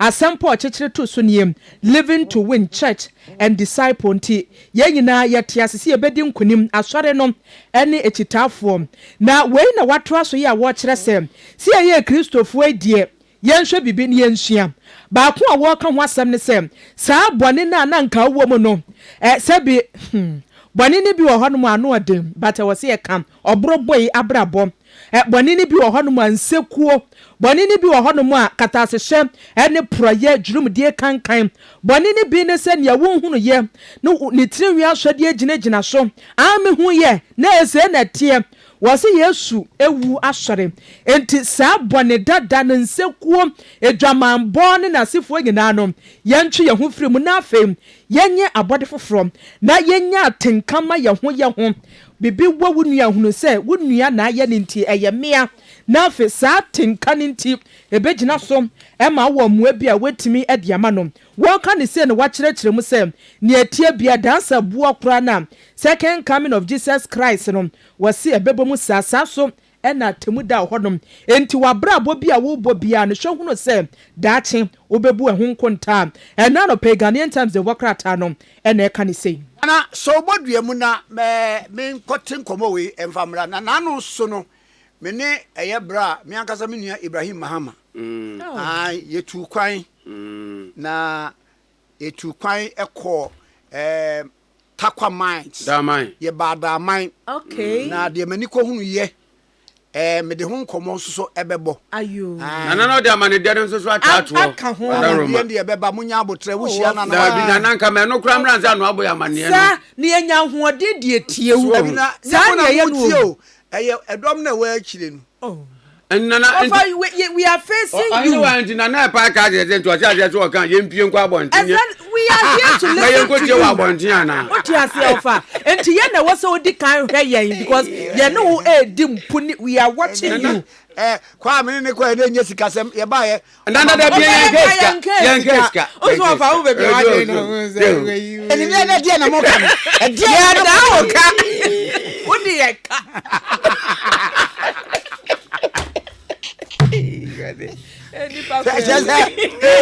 Me demo ai otu mutanya who's that Mampeni he says that John Dramani mama who's the huro pa bra Kwame on Kwame Dramani mama go ti go me sa ba mo che na go ti bra se za kwa so wagidi o wagidi fa de de oba o ja se na na ko TikTok ahun videos a wo ye no wa ko phone no mko fa ma kaza microphone no bro de kaza no microphone na ma na no wa ho enom se kaza guma se no kro ne mu de see me kwa ma be sa se kwa America me si da ko okay Honorable Abbas Nuruddin the Ashanti Regional Communications Officer at the Emma NDC Amanyuku no CEO Social Investment Fund. Ye ne no entwetwe enkomo. Miru Abbas me mo ache. Meje also of Kwame Nkrumah Tikese area adwe. Na wo mpom te sei. Oh, Ade Akye Abia e be ka say oba de ayade. O ga say o ni mahama. Na de matie nie. Ne de ma musa ofidie so me de men kan asam hye kokom se. NDC enchemba kwa abatro makwa yi mpanimfo. Nefa communication officer no eye lawyer go lawyer come. Na kire se lawyer Sami Jamfi wo kwa na wodi na chiri nsuso eja lawyer Abbas Nuruddin. Enkomo etisen de meti ye nsa nete. O fa kwa me we de emse ya pembo. Na won say edan di kan si a ye sin wo dem ansan ye de apie. Intine na e guso ne sebe empanimfo kasa. Wokra wa se na wokra no e wa se ba ne na wo be kasa ansan de apie. E de se ne ade ye si abomi pusa idie. Ma me ense se o fa kwa no be ma me bre kakra na makoso ne mpanimfo adi kasasie na embrepam no le de dwempo abet mpanimfo mo na mo kan ye mo se ni etwa mu no ne bonkon na kwa nya ne ye ba ne ye na ye de na e be ba betre enti o fa kwa mesra se no de yemfa ensata ba bi kakra ni nenkomo no ana chire no bibia wie prayer ya dia betum from mama we are seeing na di kura me di abo pusa no enie. Hello de dia me di abo pusa kura me se agro no hello papa me wo yire ho ya en kofote ne ntemu a ana fi tembo asu a ene wani so eye kokko aha eti mami ntio. Hello. Aha. Mese wo fi ntambu asu a ene mpani se wani eye kokko. Na we no eti sei. So obakwa me se mo na mo ye mpanyimfo mo na mo kire amamre ne amane. On se ye wo mpanyimfo be bia esese ye dikan ekosere kwan wo mo ho. Ansa na ye de etiri mo pona tudwa. Sa ankoba sa na nipa ne tini wo afidie so na afi wo se konanimu a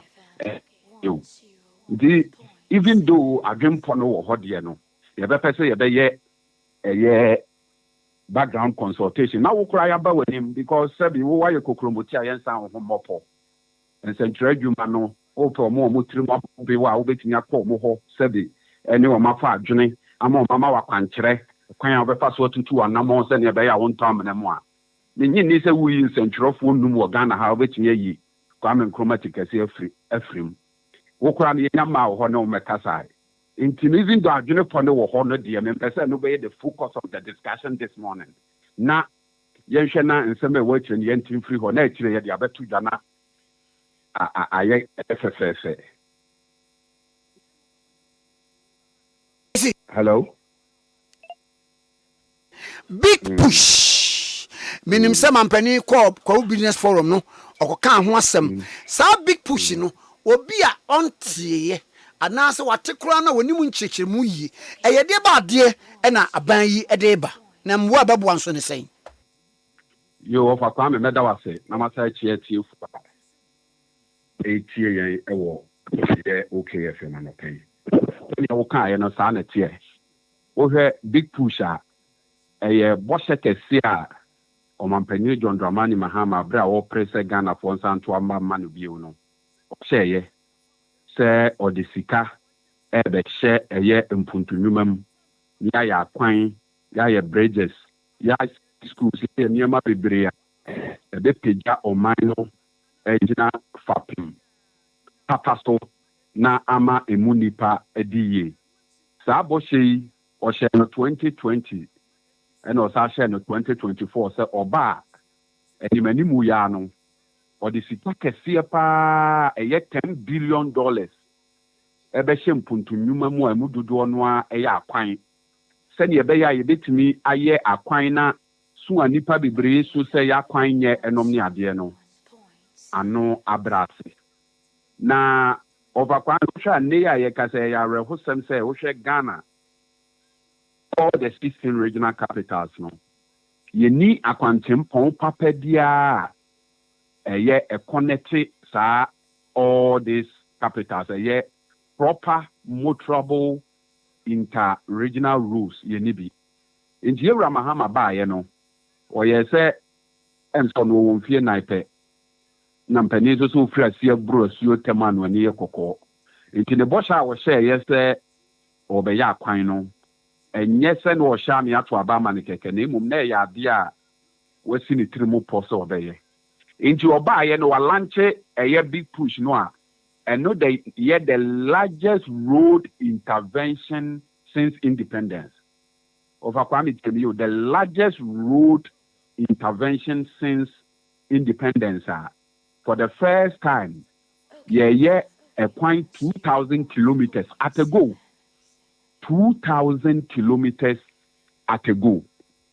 Na yeba ya yetu anamon no yehunu se akwan akese e waha ni nyina no emu dodo no ana MPP ese wo yeba na sika bi anye dai ena ho ena bi wo ho nso a yenye ye kra na ye sha ase ese yetu ho anamon no yehu se ye competitive tendering enom ni ade no a ebe di afia na afenefa ama ekwan no dodo no aka ndu we procurement process ni mu a ye wo bibia ye frɛ no ye sole sourcing sole sourcing na ma ho kwan sɛ o pɛ sɛ o ya ade abasahare so a utumi etu anamon e de fa ho sɛ ne be ya nneɛma be kontem ndu hwe a akwantempɔn ahodoɔ maako 54 MPP de 23 eka ho no Ewura Mahama kan ni nyina bɔ mu ye no abasa hare so a ene saa kwan dodo no ayɛ den asase na ekwan a Ewura Mahama fa so ye no na em sɛ ansene mpanimfo bi trim owura ye frɛ no Suleiman Abraham a wo for estate Babonten be ka sɛ ebda na ye ni aban mu no ye kasati a so sourcing die nti ene na ye ba ya yenso ye so sourcing ne bi no ka sa asem no ya de ma no ne sɛ ohwe MPP a abreso a 8 years ni nyina akwan a omu ye ni nyina no emu more than 90% na ye so sourcing ene ye ba ye afe ba ko ne kakra akwan a ya ye nyina wo ka ni nyina bomu a yetimi ate so 3% de aba 9% so ye ba ye no so sourcing no ana ye se ye behwe de edi ne ye de aye no ye tu hu anamon na ye enu fi ho no sa de ba ye se ekwan no kra no edia akwantempɔn ana se ekwan no eboɔ no ɛwɔ soro there is no value for money na ekwan be ne fa so a yetimi sesen ekwan ne boɔ And I know to anu ye aye de ba ye ene say o hwe bra abadada ne wo ho no a ya kwan ni nyina even though na ye so source no na ye no bibi a ye frɛ no design and build enti wo fa kwa me wo na ye contractor e kwan no ye be ma wo say wa ko design ne kwan no na wo wi a wa wasa ye de aye kwan no eno no na ama contractors be create me inflated contract e kwan no ebo e 10 cedis I will say 20 cedis because obakofo akohu agansefo we ono ana kwan no wo design e na ono a wo say dey e build it by this year ba ye ne hunu say ye ne saa ebe ma nipa bebre abu o man no afa so it is say ya ma contractors no a ye kwan no sabi ye nkotutu anoma ho emfa mekire mpanyimfo se anoma be nie ye ebe ye ne say highways our engineers, urban roads, our engineers, feeder roads, our engineers. It is our engineers we know. Or more the design a quino. And a casanin in young work finance or more design we are, apart from some most of the time, yana nebuana costrono. Yes, are the 5% of the project cost in the Chiaomoka just for the design of the road. But where they are the highways, feeder roads, engineers, and the design a quine is a quine we are ye. Yes, share paper a womb. You share a year at a cha, a fele, you share braid. I was a year a quino 1 kilometer piano. I was a year 1 million. Or more ye and answer why, and yes, I call Ghana Institute of Surveyors. Ghana Institute of Surveyors. And more of her, say, I'm pa, okay, can't wait anyway, bomois. A bournois, a year highways engineer say, I'm from Quino. Edi ebo a ye twa to so no enti kululu no anase kan na siki bia anya dai enim na eno aboa ama kwan ni bebre no yetime determine the right cost per kilometer for those projects na no dan chen a ye wa kwantimpon bebre se na me kan yewra akufo ado ne Dr. Baumia sha ase a o man jaka preba tokuru damu bikra ana ho kwan ni bi ne Swami interchange kapreba toko demokra na ho ekwan ni bi ne pokuase eko fanko ekwan ni bi ne ekwan ya Afrika so eko winiba ekwan ni bi ne ekwan ya free pepper eko goso ni nyina na ban dada no de nsa kokekan ba wenja kapreba kra anto ho but Yewra Mahama ba ye no nanka obetumi agya akwan ni nyina se nya no na ode nsa kan ye nti sika bia na ho a wono de won fa ho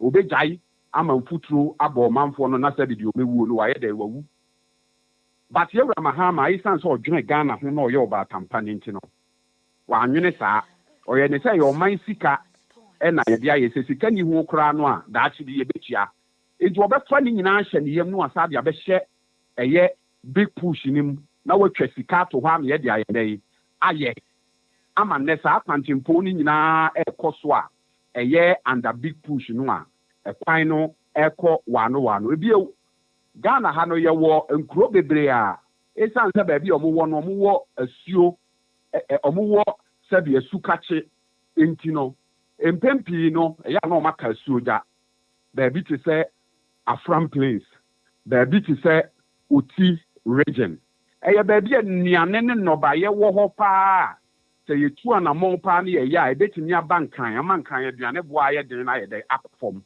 and under big push you know Yewra Mahama ye bridge kese pa wo eche amanfrum a be connect Afram Plains no a ya asase yantam a ye da ho a yetumi didua atosode ti se entos economy ade ane boa ye den no ye connect bridge akọ a se ne won kan kra na ukoje asase e wa Afram Plains na wutumi eye enobaye no a oyamo hyehye wo say wo niema ebeka suda na emom niema betumi abaku na so waton no anya sika e de ahye waka so enya no nko awokọ emse Oti region Oti river no separate some part of Oti from the other entimpempi no be wu say enkwale eko school yakoto nsuo mawu nom ni ade enne Yewra Mahama and the big push or ye bridge kese e de afa Oti river ne so a ene nipa entina pantu mu bio ana kudo so bio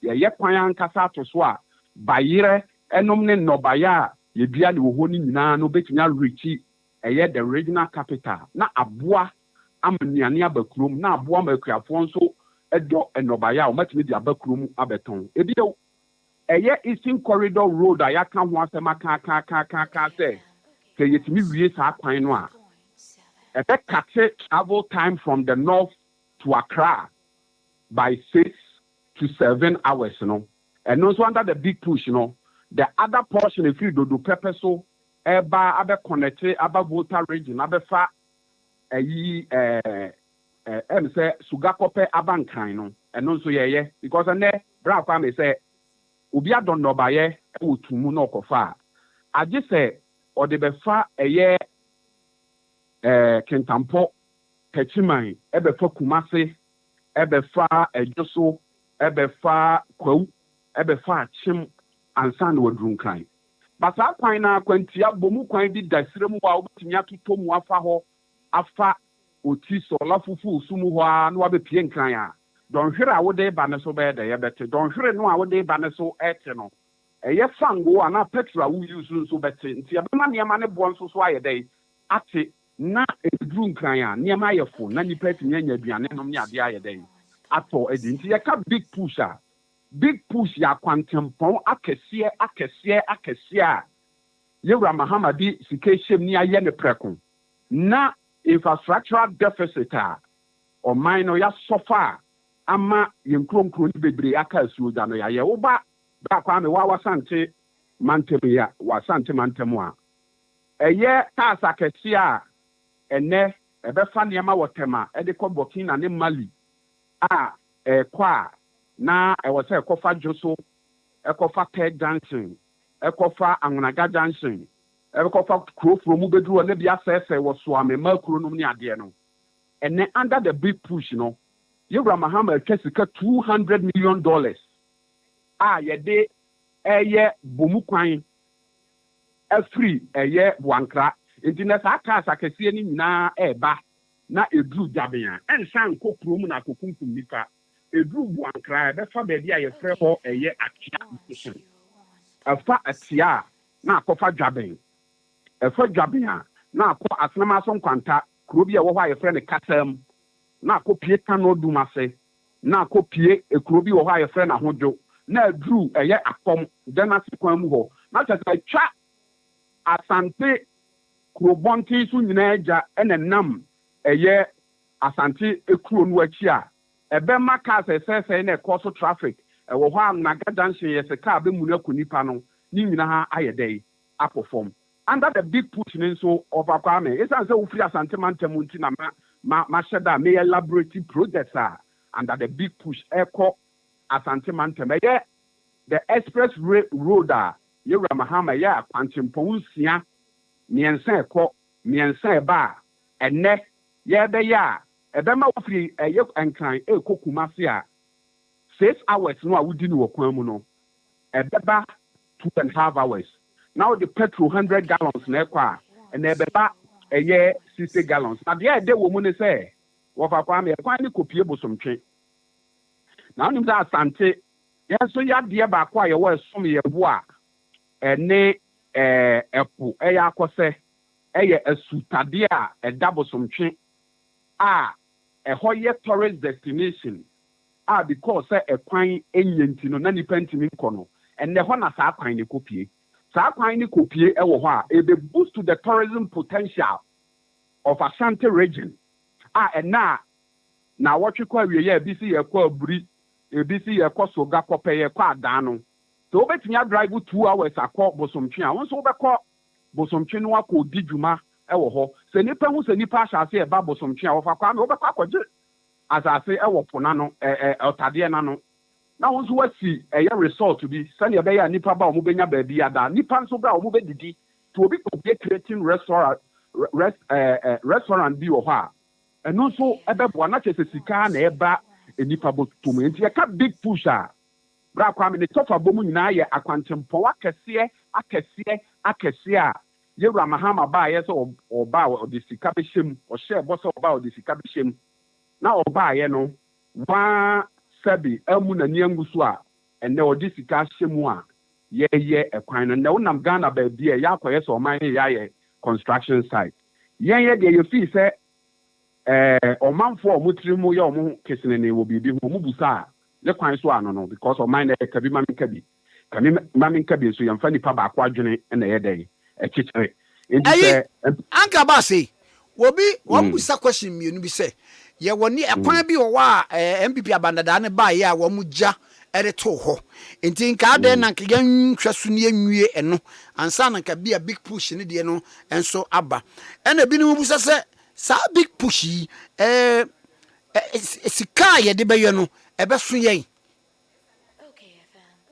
yo Kwame say obi ta say akwan dada bi o ha ye ja to ha ebe me na kakra because under big push no akwan dada akesi mako 23 a MPP aban no de ne sako kan ye wa abra no woni sika no aban we ya fashion ye mu a oye eno nko a 14.6 billion Ghana cedis 14.6 billion Ghana cedis of Kwame no na me kan swame ya aban dada no na de ne sako kan ba wa nya sika bia aban we ya fa ye pokuase of anko eko pokuase e fansa wam aban dada no de ne sako kan wa nya sika bia ho aban we ya fashion ye mu a oye kwan a efri kasoa eko winiba aban dada no de ne sako kan wa nya sika bia ho aban we ya fashion ye mu a oye okọ ya santema ntemu a kwan a efri tepa ekofa ma aban ekofa achirinsia ekofa hwidiem ekofa nkasem ekofa kukuom ekosi goso aban dada no de ne sako kan wa nya sika bia ho aban we ya fashion ye mu a oye it is obi ka say I was here about aban na basu mum because of mampanyina kufu ado ne Dr. Baumia ba ye no akwan a na aban dada ne ye omu gya ni nyina gu ho koko rules so omu koye audit ati omu ba na kwan na sa sei ama oman na sa ye dey aboka nti say ye wo bibi kai was here about mampanyina basu so wa beto akwantempon mako dienu nyensa aban dada ne de ne nsa kan ya wa nya sika wo ye de wo de ahye ne yemu a o ye dey o ye nti wo say ye bo aban no abaso ye dey ewo ho na we are on top of issues when it comes to project enu ni ade ade enu no sumasem na ni say o say sabe me ye aban me ye party kasamafo adwuma ma ye no mfie be ye aduenu te say the question I will busa me ye te say de obi busa say ye den na wo fa Kwame Nkrumah Tikese de bia wo sori an opportunity metina ye radio so na omanfo ani gina na nsam na wo ka no sabi ndie wom na aba wom no onim de wo ye no onim de ekoso bia no because ye adwuma no wa ya ache enti ne say ye nya ne wo nam kura na ye kasa betena afidie aki a wo beti ye chinchim afidie no fruma aka nsam a tax mu ama nipa hu say papa isabi onim de so adwuma ye will be a friend institutional memory ta wo ye cha asam no wo ka ho asam no ana eye dey na eka eye utrim enti wo big push asam no aye wura mahama kokan ne kwa na senti no ahyew kakra de aba eno ne se obi kobusa ye se wura mahama se ko ba ne ho san aya de nti na big push no ye de ama NPP for enko ana asa mo contractors enko ana eye na ban da no ho onye ne saa o ye NDC ni a na sedi wase wadwuma o papa adwuma kra ye ma obi adwuma no a waye ne kra sika wo se yichia uka yichia entino onne banso ne de ne papa tia se omo no omo sa abre no omo fi se omo ye janka omo maame ni aware ase ena omo di su ne kom akoye adwuma na omo maame asa aba aware ase na omo maame asa aba aware ase na aduane a ewo omo maame mu ka ase no omo maame kraba no a ebre omo maame ni aware ase no omo ne didi me ye no omo na ese didi me a anse na eye de menase pokata ba na yewura mahama asem wo kan ye ne se tabi ye nyina ye Ghana fo na wo be ye mampani na wo ye se we ye NDC ni we ye MPP ni a ebe mo man no aye dey abo cause ko ba bi to say Nigeria in spite of their political differences no omu carbon political parties ni na carbon say was omu building local champions omu rising above politics and numu naman kofo bi to say Dangote Michael Baafi Femi Odetola Abdul Samad Rabi who are Nigerian billionaires no almost what me arise here and net Dangote ye refinery into of oil or ye day eba Dangote yes cement or yes feature and na say the politics no say ye minor mining ye ampa woman sa by that no sa ye dampany for so say hima minchu who ye macraya day why some people why yes sir na yes you buy ye be yes sir ebe ha dwene anya anya kura no mo ye so mo ye MPP contractors kura dwuma no mo ye no Ghana for no mo for mo enti the focus should be say enye say yen say obi adwuma nsa na apagya obi say ye say obi adwuma na apagya obi a aban fofo nso ba obe say wo na wapagya obi yem pagya adada no ewo ho no whilst afoforo ewo mo nso ye pagya o mo nso de o mo e ejina baabi me gidi say Impre was a Ghana for the Yamia says or de Penia Sebi or Yenim de 40 say and I say or 1 young sans from Kwan ye did boomai to say or Mampeni Mahama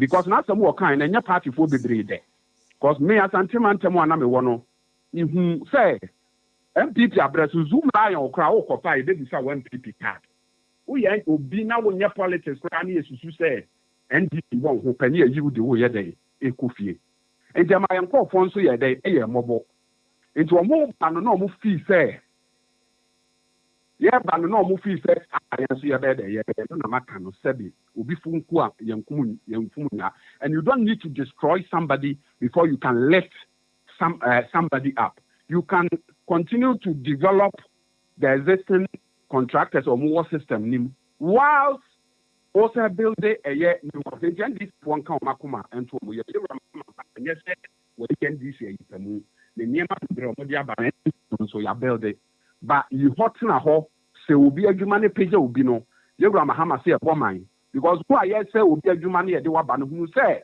won so adwuma no endisi sa ban di ba ono so be say but ye boy ye hu ne page ye ko with that political victimization also ewo your business mu no ne ade no e be free ho na etinya build a business community a devoid of politics na aboa oman no enya na papa bi agina so ene ya mame na wasna min senya mpanso mfama wo nes be da wasenya nkofo nchira pa nso lawyer Abbas Nuruddin Ashanti Regional Communications Officer CEO Social Investment Fund and na atwe na mame mfa we mfam na fe yemra na me ba mbebu so onyini wa question bi pa kwesa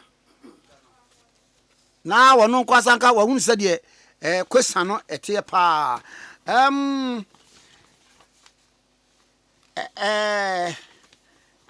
end point homeopathic Dr. Dubois ni mpa jo tie ni Dr. Dubois say bia wa yare ne nko tie ni diabetes ni yare spine problem wo chi bremu fabra Dr. Dubois won tu yare na se ko mfama na wo ye no nso firi wa Dr. Dubois say obi wa poso wo ya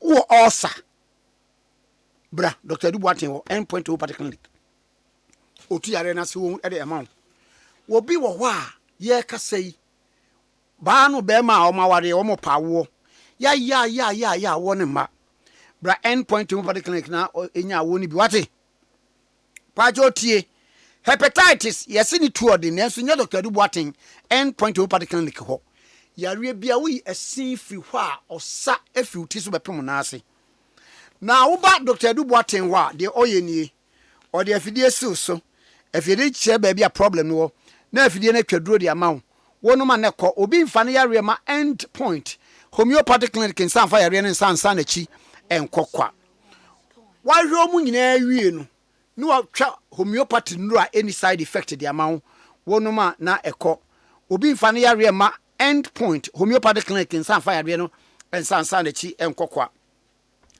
end point homeopathic clinic no hospital road shell signboard across Tema Constituency do afara jansha ko stretch of Poji Gardens follow sign to the clinic massive branch no Kronma Boyia Angel Education School the chipe takware branch no anaji police station the chipe wa bia bi wo bunu tachiman hayin sua end point homeopathy clinic frɛ number yi frɛ number yi frɛ 0244 friends say ya ono na kuta number no 86 70 68 0244 86 70 68 0244 86 70 68 0244 86 70 68 0244 86 70 68 0244 86 70 68 end point homeopathy clinic oba ni be man we so ye frɛ yɛn na na mama menya announcement we mpacho obi antie ne yie pa announcement ya me yi obi antie ne yie obi passport ayira na asɛm de akiri mpacho passport no wa be hu ade be ba no $1,000 and ye announcement ya me yi me pacho muntie ne yie pa owura bi a ye frɛ no na sei na ne passport makom yensa e na ayira na incident ne esi 29th March ya ye bewura April mu a na wɔkyerɛ a wɔse dispatch rider bia the registration number na kise ye ka okada no no M24GE 2998 ena ye de suma ne free Sambit Heights area ho se won fama Accra tudu na about 10:45 AM anopa na wode ba passport no wabeyira no kwam ye hunu na passport ni details ni passport number no G265 3731 edin wo so amamo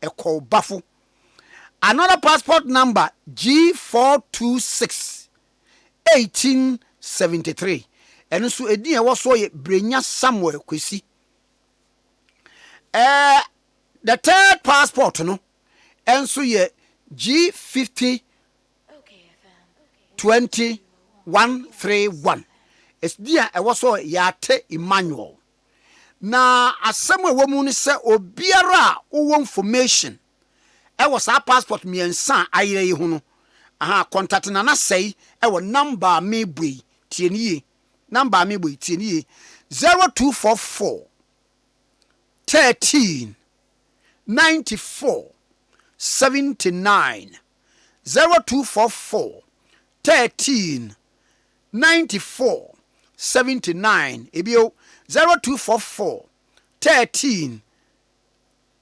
94 79 ebio 0244 13 94 79 na wose wo biara wo be hunu passport ne dia bre no me pa achew what the $1,000 ya beja $1,000 me ka 1,000 cedis yo $1,000 e wo fie ha e wo Peace FM ha una fabra na yensoso yemfa $1,000 no emfa emawo mwadawruma aminti number no mbiem so woni wahunu passport mi ensan abobo bodin ya frɛ number 0244 13 94 79 0244 13 94 79 me kan sɛ 29th March 2026 ye be wura April busumi ena ye de ma Okada driver anasa dispatch rider every Stambich Heights area ho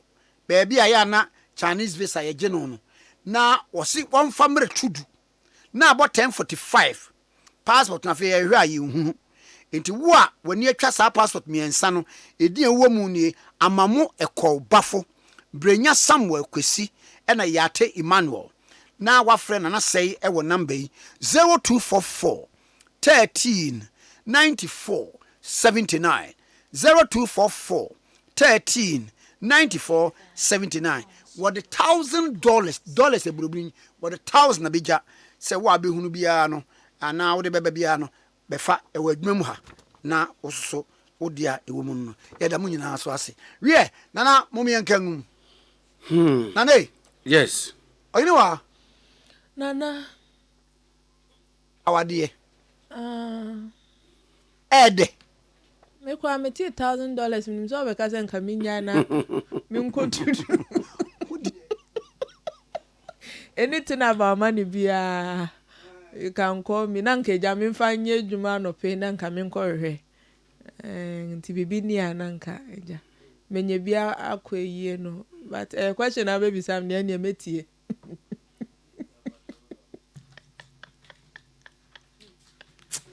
Hey! I na answer.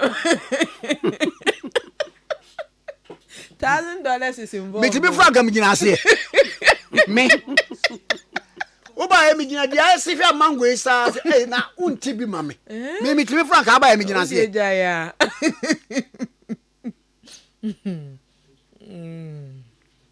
ya semo na ma me nko orua iribad Ibrahim ho na menini ni enkomo emfa America a wo mo ne Israel aka bomu ene Iran ede ACC na ange iribad me mo achi o Offer miss me mama wache empom te sen offer eye pa na wo so bibia bokoye da obo ade ase what if I enko through e baby a okon no akwaba beduro ni America Israel ya wo ni Iran ede egbo ani na baby akon beduro ni ayi Donald Trump kra se wa ma ultimatum emsen ne ne beso na wo ma nya you wipe up out the whole of Iran enkomo yi ebinum se o ye kwa just some tantrums bi no wo true keke wontimi nye foko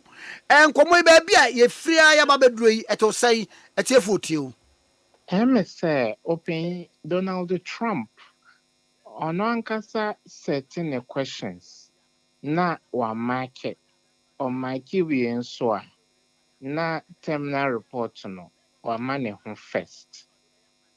I don't think in diplomacy papa no rhetoric ne nsema o keka no ebeboa wa frɛ Iran mpanyinfo with words sɛbe any day kwan so opanyin Tikese yintimi nka ɛwɔ radio so enti nipa a wo wakwa attack omo sese wankasa wo sɛ opɛsɛ wo yɛ ceasefire yedi nkɔmɔ wɔ kukuom ɔba abɔnten so a na waka sɛ wɔn no wa wene dada ɛna wama ɔmo time up to say ɔmo anya say ne besi enti the signals he is sending to the Iranian leaders no ɛnyɛ positive enti I think America should have a second look at their constitution that yɛ mampanyin a it does not suffice to say yɛ popular nkoanti but dane mampanyin I think you should have some basic understanding of geopolitics, diplomacy, negotiations, in the time of Barack Obama, how he handled the Iranian issue. To an extent, say, say, IAEA, International Atomic Energy Agency, ebitimi akɔ Iran akɔ inspect nuclear facilities, just so say, ensure say Iran so also use nuclear energy for scientific research and civilian use there make atomic weapons. Inti fe throughout the 8 years of Obama term. Over after Obama. Ni Obama be bia with Iran be twemu. Ukoba ya o second coming hwene oye. Inti open on to me focus any wakan. Hunehuna. And countries around the world have shown, say, Trump, he's a bully. Oye de sisia na wan kashia. Obey de I tosumi no, nane tosumi and sending a kikaho. Okay, Burkina Faso, hey, ya. Or the visa restrictions at 2 or more so. ɔmo panyin mu Ibrahim Traore nso sɛ mo nso yɛ American ni ɔbɛyɛ biribi wɔ Burkina yɛn nso yɛn hyehyɛ ni na watwe asan nti when he backs you need to back and the Iranians have clearly indicated say ɛnna anadwo yi sɛ America atake ɔmo electricity mfidie ne nea ɛkeka ho a ɔmo nso bɛ atake Arab countries a sɛbe America ama ɔmo adane cash cattle ayɛ sɛ sika a ɔmo pɛ biara America pɛ biara Arabfoɔ ne nkyɛn ɛna ɔmo kɔ akɔgye ɛnyɛ nwanwa ɔpanyin Tikese sɛ Qatar tumi de plane a ne boɔ yɛ $400 million ɛde kyɛ Donald Trump nti ɔmo nim nea ɔmo yɛ free saa Arabfoɔ countries no nti Iran sɛ ɔmo atake ɔmo de ɔmo bɛ atake Israel electricity ɛna ɔmo bɛ sa atake electricity in those countries like Dubai, UAE,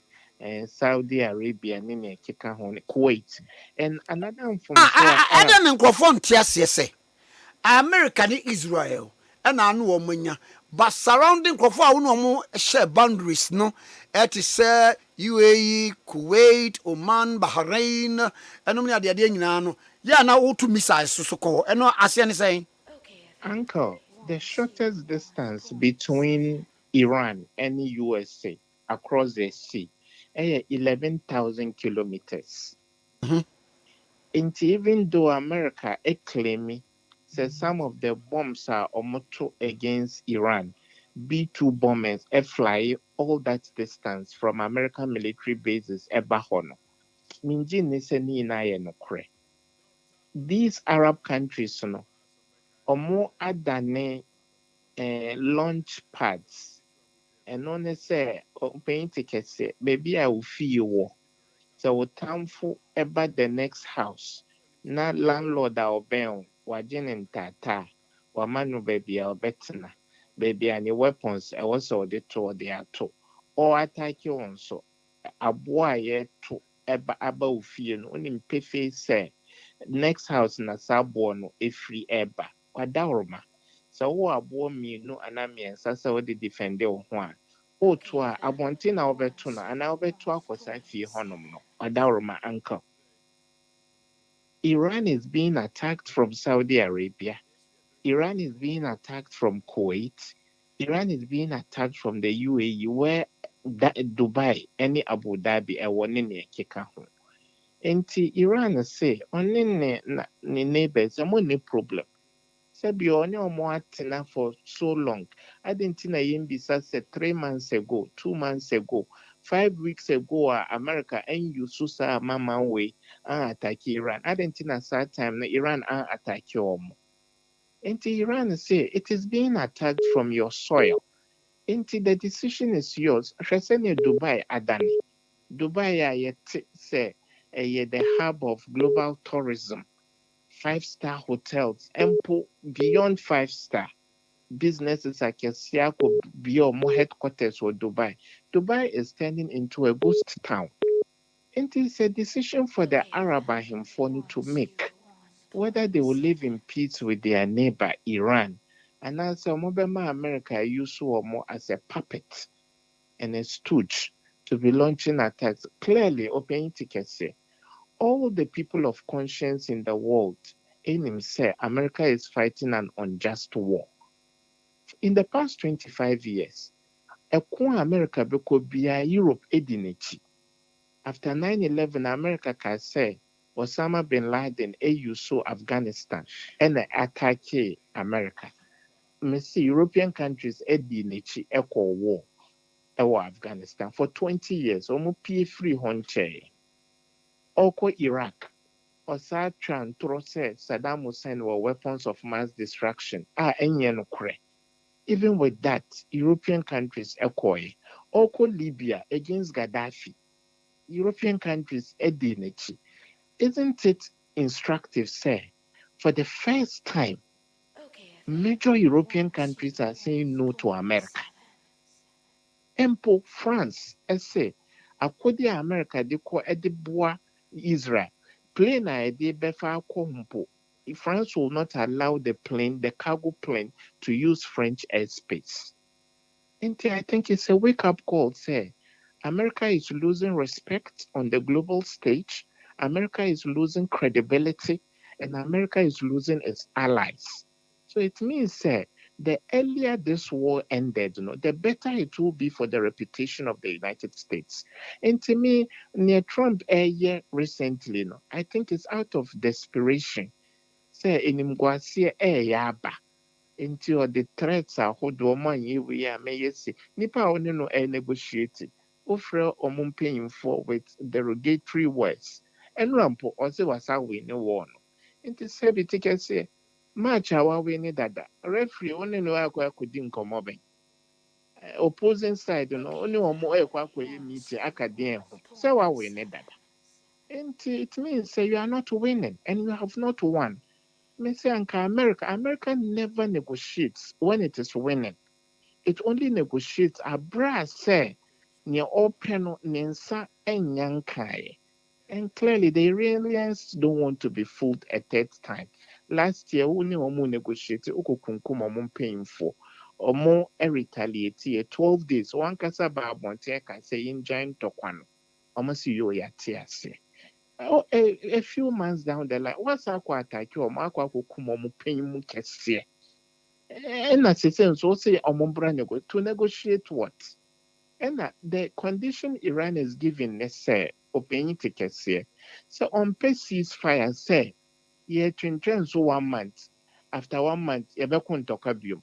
And now ye so 45 days. After 45 days, ye bekun or say, America the opepa. And the equally for ceasefire there, it should be an absolute end to the war. America said there be yep in a short time. Into my thinking is that America feels Israel is not protected enough.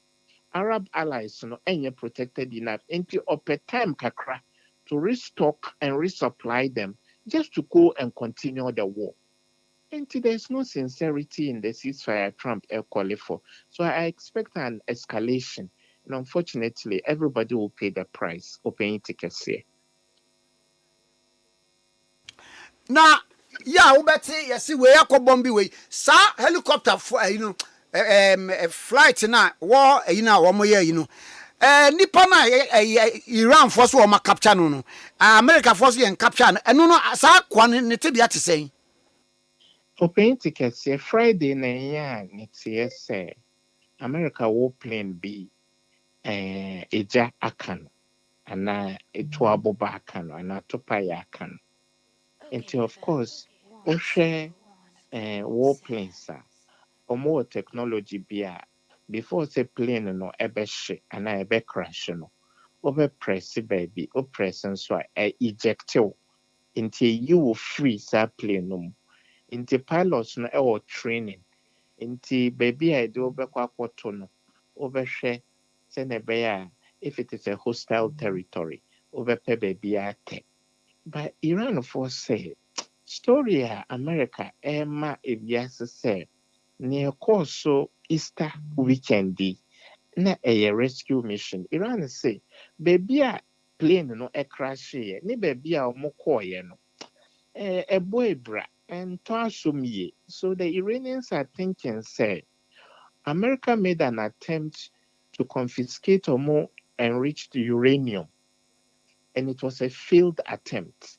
Intina when the debris and spare parts of planes ahodoɔ ne helicopters ahyehyɛ ɛwɔ Iran. Nti Iran sɛ ɛnyɛ nokorɛ, ɛyɛ camouflage ɛna ɔmo use so. But as to the fate of whoever was in the warplane a ɛtɔ fam no, miame nko ara n'anim. Na ɔsɛ wa rescue pilots mpo a, sɛnea Trump ɛpɛ fans ɛsɛn obiara ɛwɔ wiase, ɔmo mfoni ɛwɔ he. Nti anyɛ bia nka ɔde bɛkyerɛ. me say yes wɔn rescue no but he was badly bruised Opinion Tikese badly wounded mpo badly one. Sebi unless say nipa no manu si sumina so mpanyinfo ne honam atete apansam anye bia omukọ chi Venezuela mampanyin he was traumatized but they still Trump publishing a picture just so he can get the credit. Opinion Tikese Trump a PR person or a chief marketer.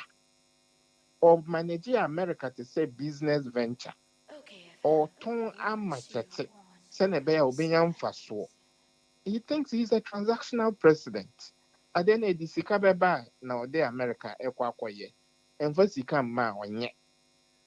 And for him to have achieved something as he painted in his press conference and ran as a show boy that the world knows, a nipa or fans. And Kamijidi say, or the evidence be beba. Say nipa or moho a cocker dry war Iran no or muni. One chira or more complete in point, or more for new one, even before the crash. And Kawbit me actually. I think there is lack of sincerity on the part of the US. The Americans, it's a part of our training, of course, America, but clearly America is losing respect because of the foreign policy decisions. Butai Tibeno or the core, Sawo, you mean in the first place. Na Sabutai so is being defeated or is defeated. I don't think the objectives of the war have been achieved. Semi pe kunkumo de obia to me yebi. Ote wa assassinate one. Ebi mumpo mejidi se na omo dampo na mukoku omo. Ebi ye nuclear scientist wena. Se simple universities are hodo. Scientific universities and American Israel airborne be with Iran. They are pending. Are these part of your war objectives? Say ne wakako bombi KNUST to achieve what? Bridges are hodo. What is 8 o'clock America time? Omoyen ya pa over bombi electricity grids. And over sa bombi or more bridges. Na no. Wamo so betena ho saa se be bomb no. Ena sa obe bomb no so asenka wo nka. Ai, enti papa no enumguasie yaba. Eja tickets ye. Enti don't be surprised. Say obien enum ekasa between now and that 8 p.m. America 8 p.m. anadri. And now trade bibi on the truth social. Papa no betimi backtrack.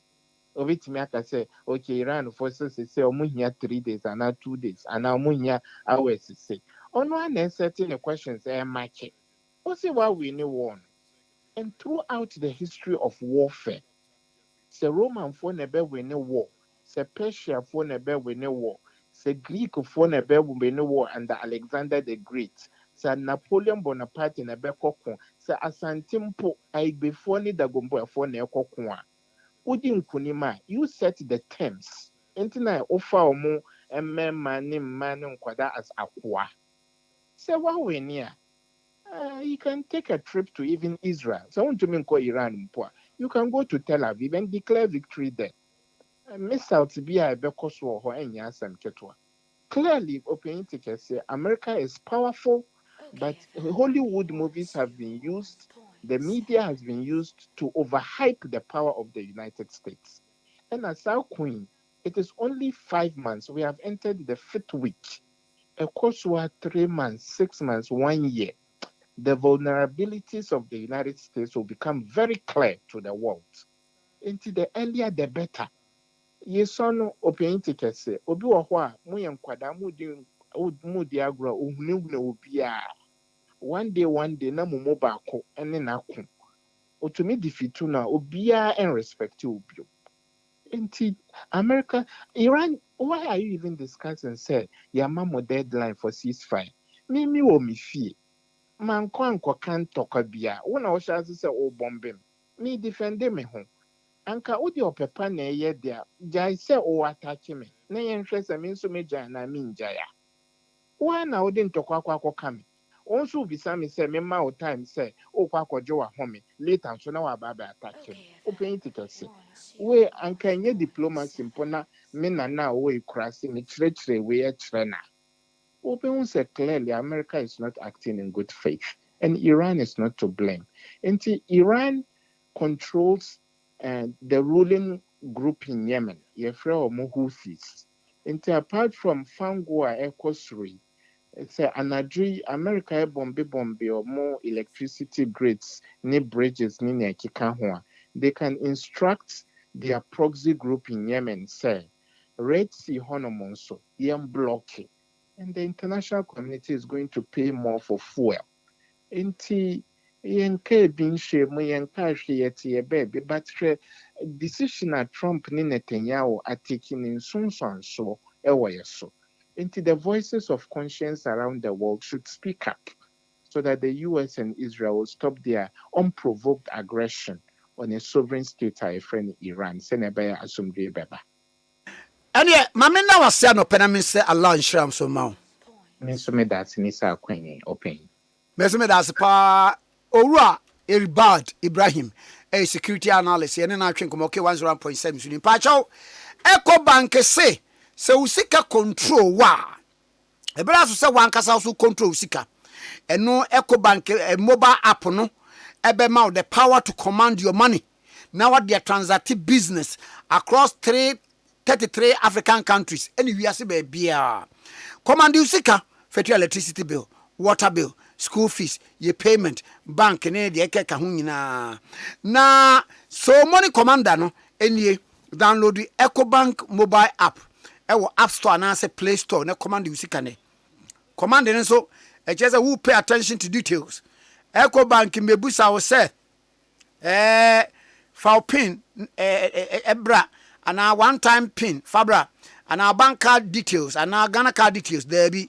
So won't be BRC EcoBank say for a number you want call center 0800 00 3225 0800 00 3225 EcoBank the Pan-African Bank. EcoBank the Pan-African Bank. EcoBank the Pan-African Bank. Mumia Humsumra.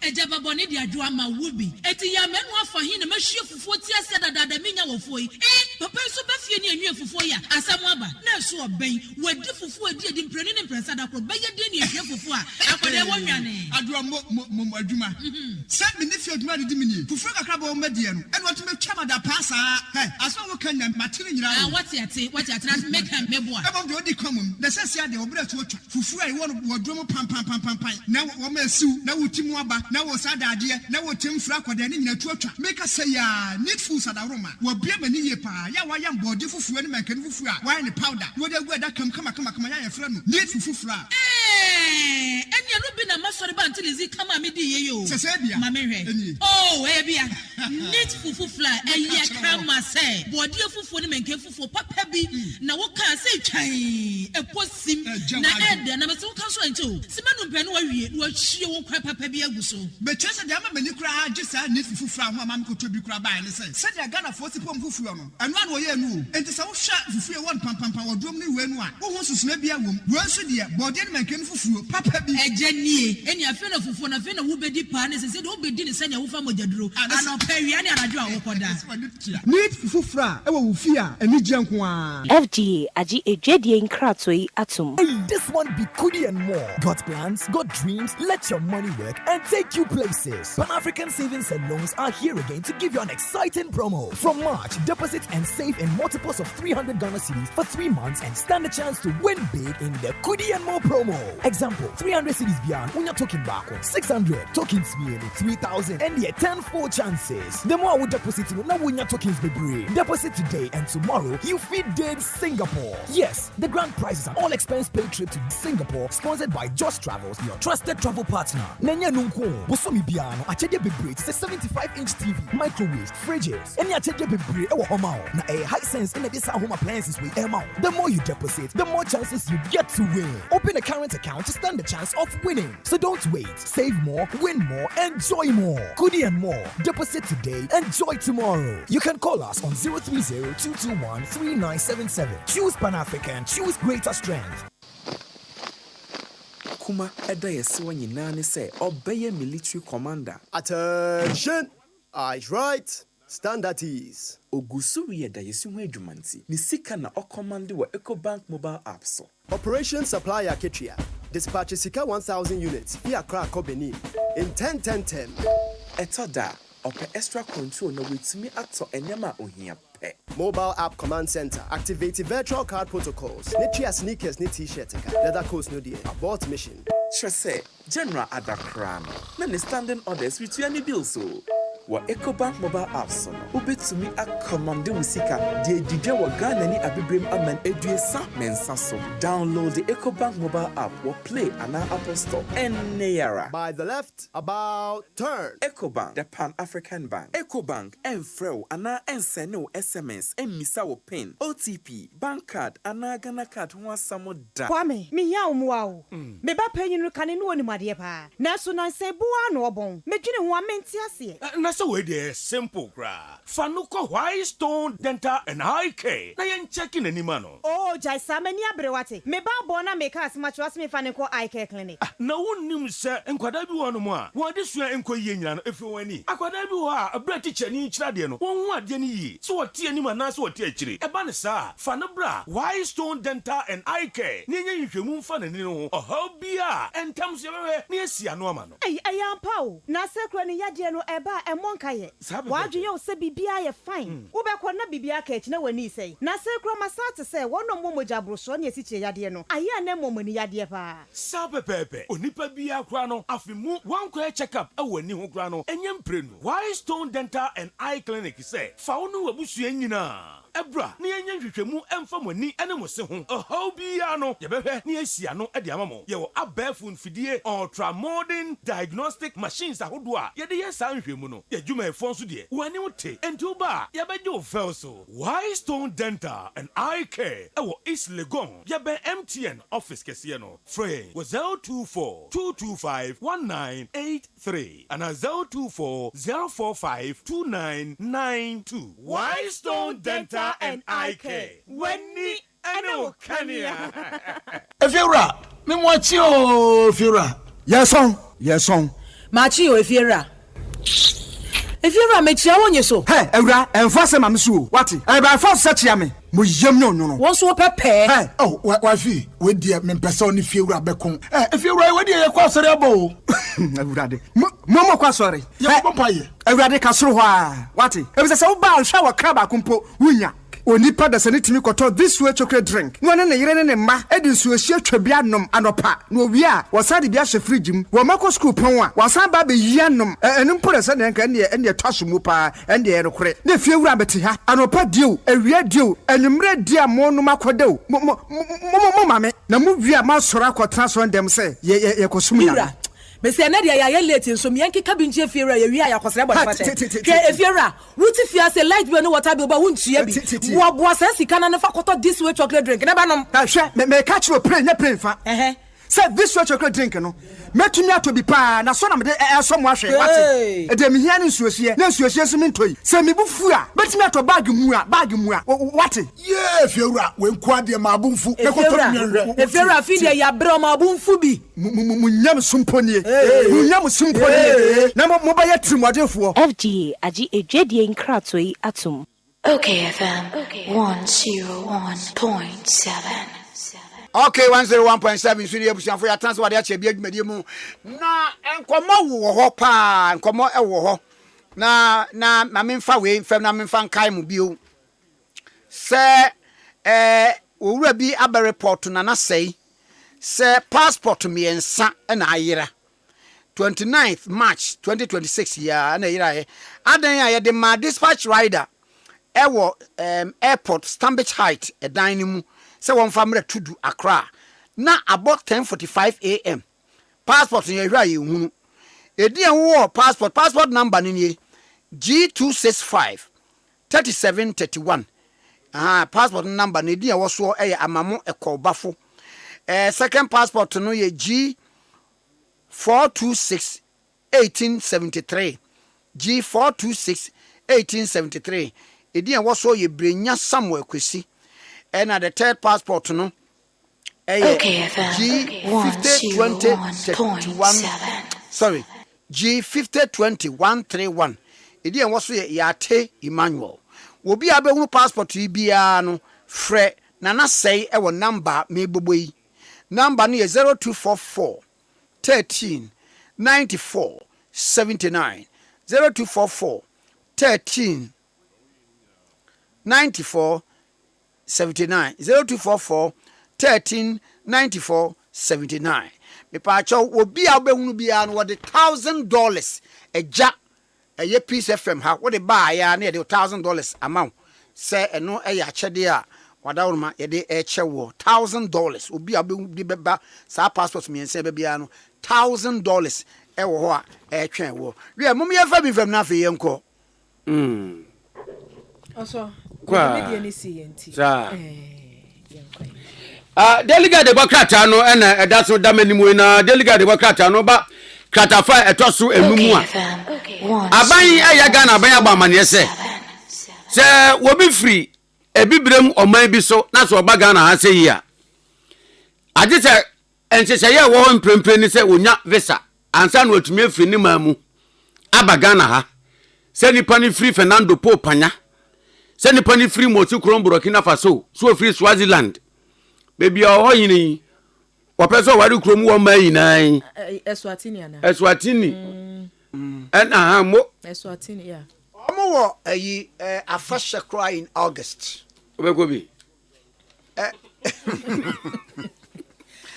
ofa asembisa ofa okobi ana na ayi meni honorable Ras Mubarak ebeko edi nkomo ha no na oso de me beko but o chechire mu no Bible say inshira na onipa ontena fedi for tenabia another afasha na dey afasha no na o se duru saa maba wa esifo na ya paredi o na na o mo gro na o mo sa festival ene na mu hwe no social media wo ma yi wo mo pokua o mo no yes omusu mu ofepa o na we bia e show mo I say skirt no kra nya full e kata nenim ne to no nchemu emfimfi wo side no aye sotrum offend ya no didn't so he canon ne kata no nana enti fedi for na bia na wo we no hono ne de we na wo ko as onyame akoa a wasra ne ngo e ko hwade we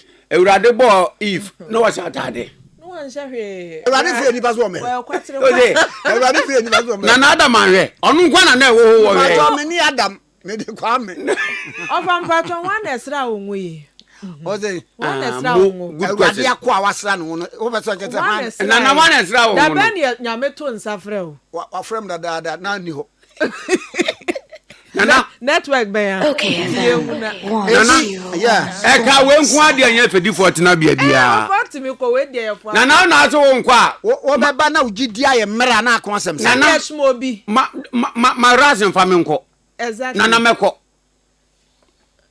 ri okọ na ugidi akofo man fa me ho nana me ma ne mfa ho ma me nko meko tu sunti dia na akon asem se me sinti da dia kura sinti da dia kura enka me wo mutumi sunti da dia kura na enka me ni ma bia na akon asem se enya bone na se nipa eyo oba so de meji no ma mo akogya me akoye no ho ade fe kura waba Ghana so a wabepe Ghana na question baby yum question ya won se ya boa ya ho ne papa no idea uni sika ho idea se ba utini baby ya toma na ya no se ya na edete o the only sika ko jina se kwa me da ho bi go ti dan kakra sei ya dai unko abeda sei mu uda kwa na ewurawura kwa ba kitu na ewurawura okay FM 101.7 nana ubenya se wakopa na Eswatini teenagers ya ye be ye omo dipo ne ye be gro omo bre na no mo nam street na wo hebi obi bisa se bi mi kirema koye interview aba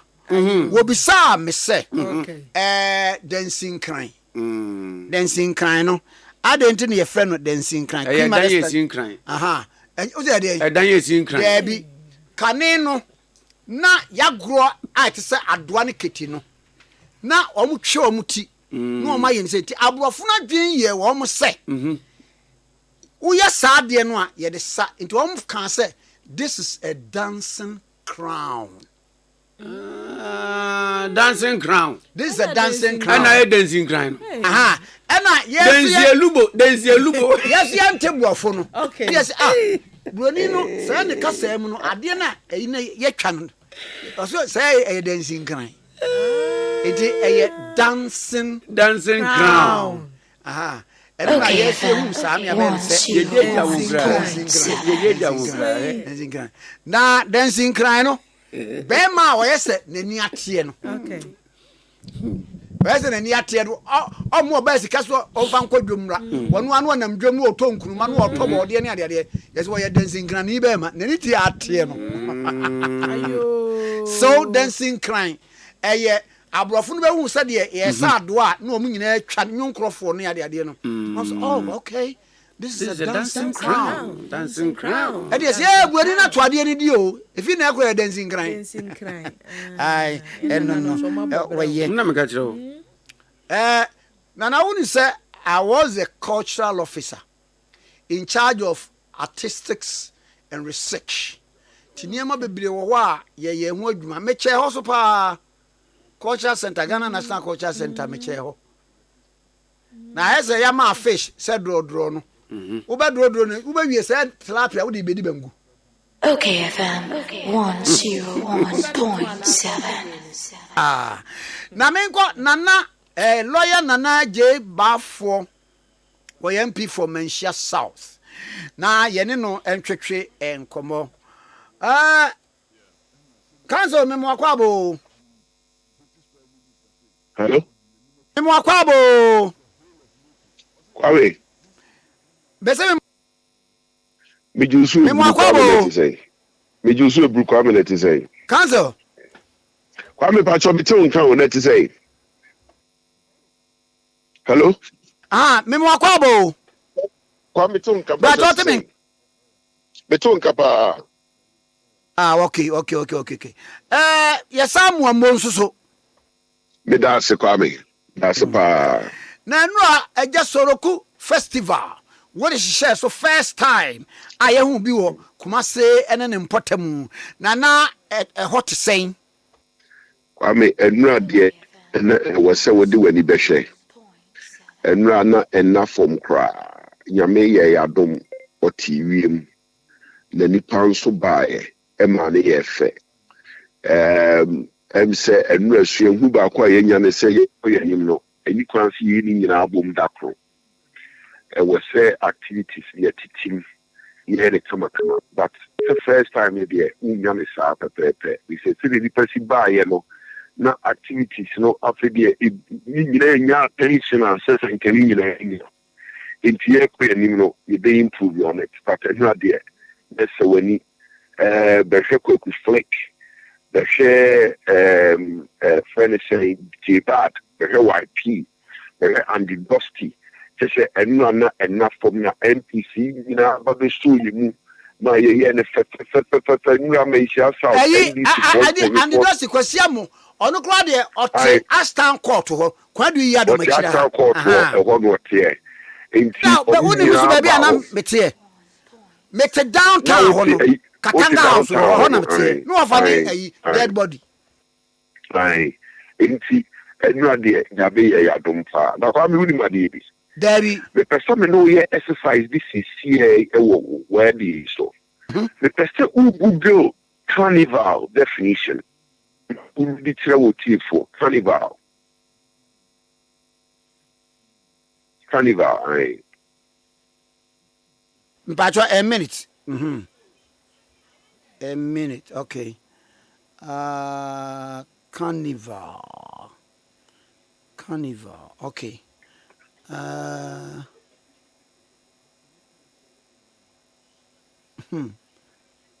na me dia na di mami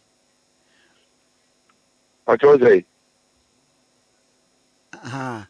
See, Carnival is a major vibrant festival featuring parades, music, and colorful costumes often held before Lent, or a prominent international cruise line known for fun ship, vacations to the Caribbean, Bahamas, and Mexico. Yeah, next is a carnival. A year. Bibi eye kese a eye afahye na nipa bebohiem anwom na afa wo ma hyentade a efe antade no ededam nsika na wose dodo no akora no ye ya ebi wo a wo mutumi ye no before say ebedi Easter no ana se ɛbrɛ bi mu a wasɛ ɛde ato hɔ aha. Now, let's say Google the meaning of Soloku.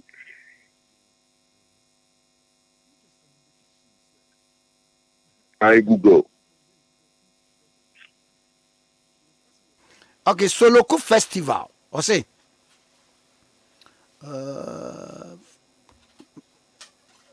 Oh. Pacho mi bo a minute pacho. Google Soloku. Hey, what me Google Soloku no. What udi a we na aba. Next year say I put Soloku on the map of the world. Because I say Soloku Festival premieres with huge success in Ashtown. Now, Usaba Habiemu Swa Soloku Festival officially unveiled as Nana Bafwa Ewa joins. Debut. Google the meaning of Soloku. Beku Flake enters the stage at Menchia Soloku South Soloku Festival. Into Google Habiemu made an edition of Soloku Festival hosted by Nana Ade Bafo. Soloku Google the meaning now. I'm saying we should Soloku Festival, no. But Google Soloku meaning now. Obakacho Soloku is a popular high-energy Ghanaian street dance style, characterized by free-form, spontaneous and overgrinding movements, frequently performed to brass band or popular music as street jams. Soloku is just like a carnival. So to say, by the definition of question, then say, we don't have a problem with the name carnival, but we have a problem with the name Soloku. It is almost sending a sabi Bruni Amayajene sometimes a year. Say Bruni Adia Bruni Dine, but Adia Bibini Dino and yet. Sabi Wajene say Soloku dance, it be Obane Bema Esa. Inti enye. But the year and now a musical concert with a lot of cultural activities. But in any event, Carnival ubi bonyomo obane bema ensa oho. Uko Englander. Uko a friend is saying Notting Hill Carnival. No say omu sakwa obane bema ensa. Wamusa. A friend is saying Barbados with Calypso music. You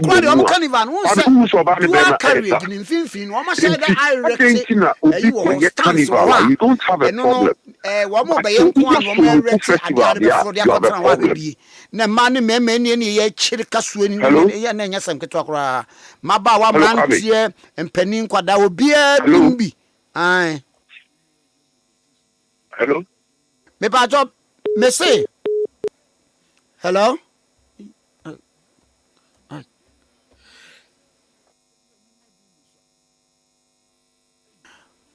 Okay, 101.7 Suni.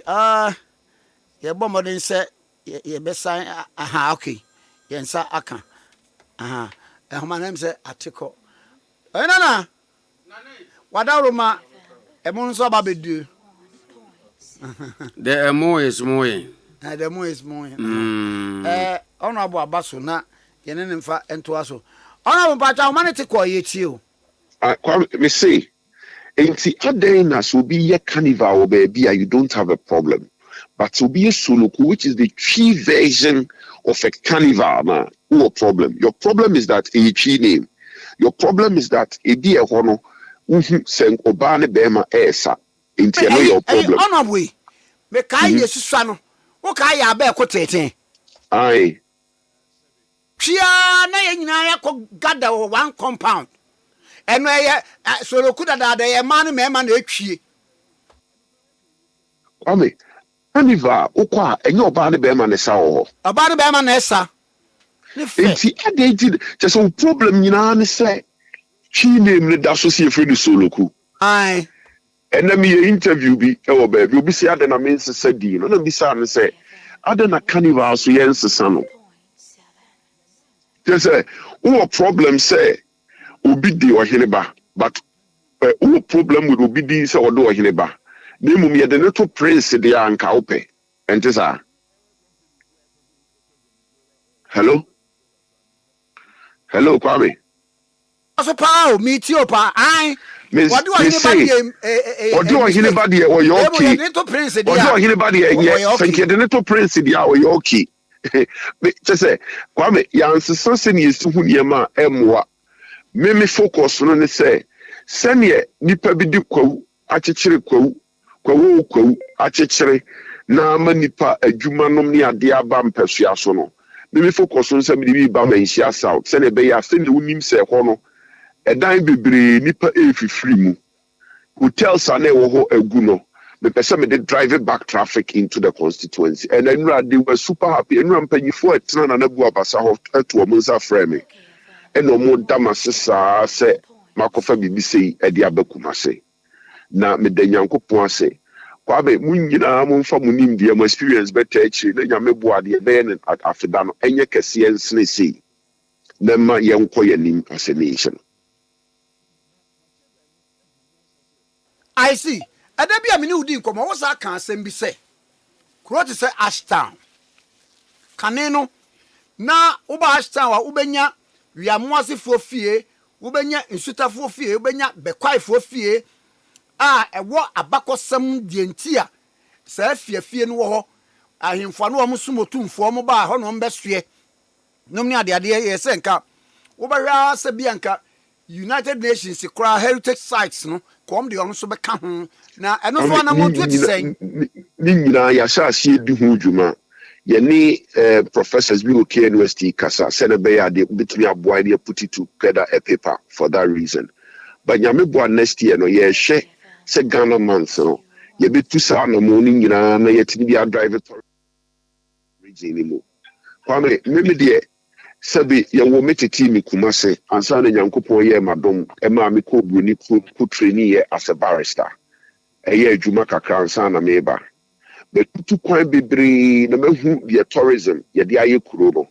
kwame na afo se tourism emfeska ma enka Dubai be decide say ono no oil revenue nyina obe invest in tourism kwame she say Dubai owi even omo aircraft kra na omo ye no kwame ube hu se ne de ne yesonko kra chen all other airlines because it was a fitting into omo theme of tourism.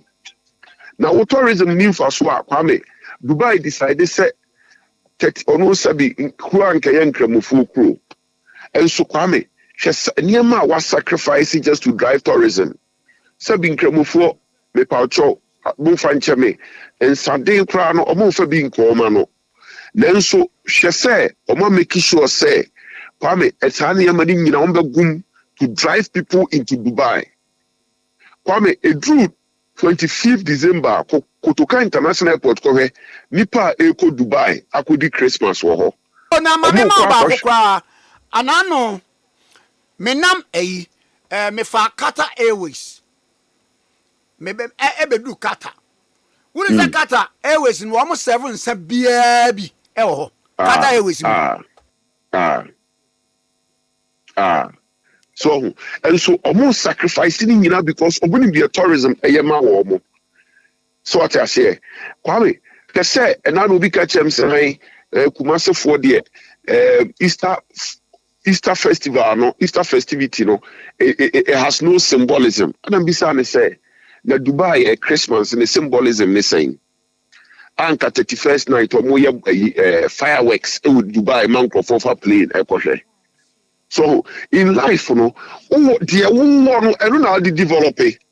And not in a time I like that call Belkuna for no. Ubisan said, dear in a war, Kwame, you cannot develop with what you don't have. You develop with what you have. What I have is the history, culture, and legacy of my constituency. What I have in Mencia South is the history, culture, and legacy of my constituency. And I want to leverage on it to develop my constituency. That's all.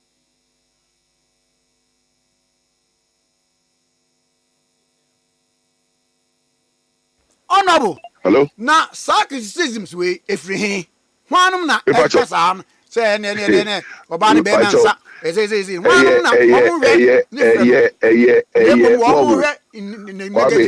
na na me se be nkasa be se bi modin but na regional minister no instigating nyina. He instigated all of that.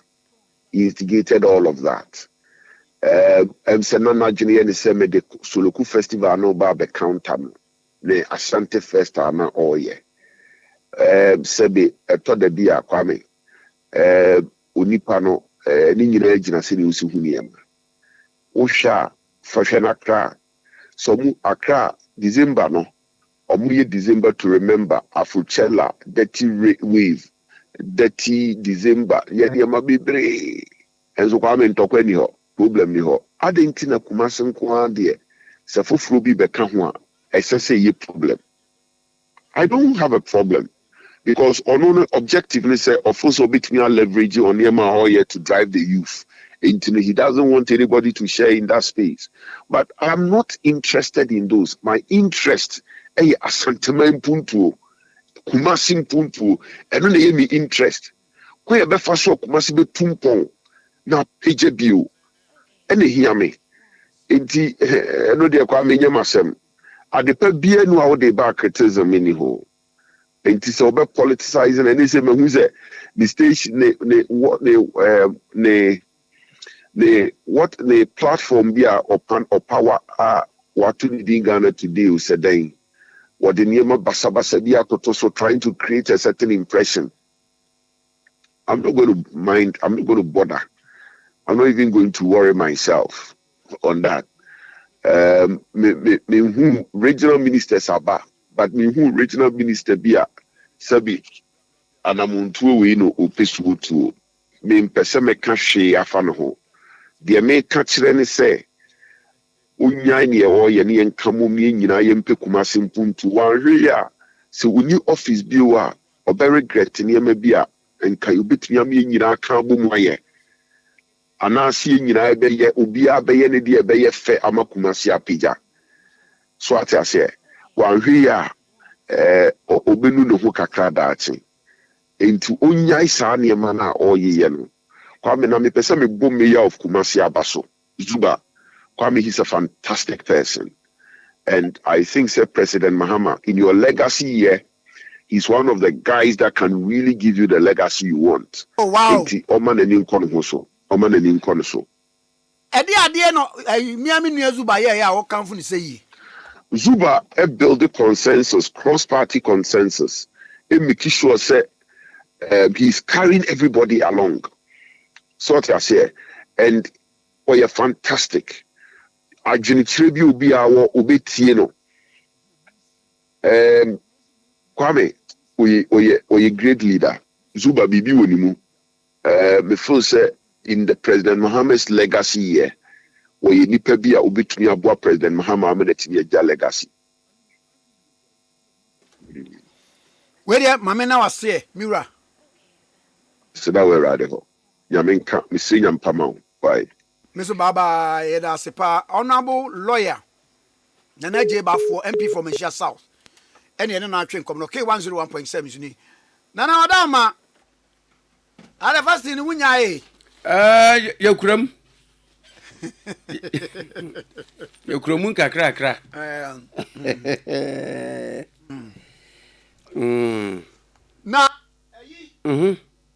Nana. You were Julius Zebra. Chief of Staff. Yes. Now no so why not the any view? Business forum no. Yes. Nana. Asemwa waka ye no. Ba kwa de bankrata ne dia ba. Eye nigesem eya wresiemu nsem. Eni abotoye mu nsem eye. Emebunu a Yewura Julius Zebra aka wo masemama wo mo. Na wa asem bia wo ta aka. Said efutuo bia chance jikodi. Jesha ohunko. Enya me na meka Yewura se kwa am despite. Otufo se kwa am despite and na to say arechichi sem bia ni wiase a. E chen jesha ohunko bra. Yeah. Yewura Julio Debra ekasa ewo kwawu business forum national na no ochire mu se emebunu a ewo Ghana ene Africa titiriwu eye de emebunu no epe ene sebi enkuranhyesem motivation inspiration ena debi ebeyeye ena miawani bokasem na nche obayebrebo nyame fa ne boa wonto ne ntem enti adaje a yedidi santene mu kwaji communion yedan ya ebeyeye ewurade ofa ne boa wonto ne ntem ebo no wo fa to akwanhen sansem we yina ne yensem akeka kire mmabunu a na mmabunu no atena wa enkuranse ne awura kekire ne sa bo sensem no enye mmabunu he dia emebunu a wo Ghana ne bibire mu part ne se adwumanie so breye bi jiwei fire wei adwuma we sei wo ya emfaso wo mu nie dwetra wo de be se wuni bi entije fa kwahye ase so na ma ne nkoye se da bia na yetu emebunu fo no obi aba be kan na me kwa abrochire na de bia plate me twitwi 5000 mu na ya mfanya we oboa ya mfanya enti ya zo ankwa abrochire nko twitwi plate mu isabiom me de 3 cedi na chance pa ni nya capital de aye adwuma nana afi no be se ni nkran ye tunufo sa inspiration ni mo ye se motivational speaker for what there mo ani mmiri adwuma be na okuta awa na ni nkwabre oh said ya yewura Julio the breaking show me to say Dr. Say Kwame despite nana won betu wo fo nse wo nkran mo wa wuresiemu o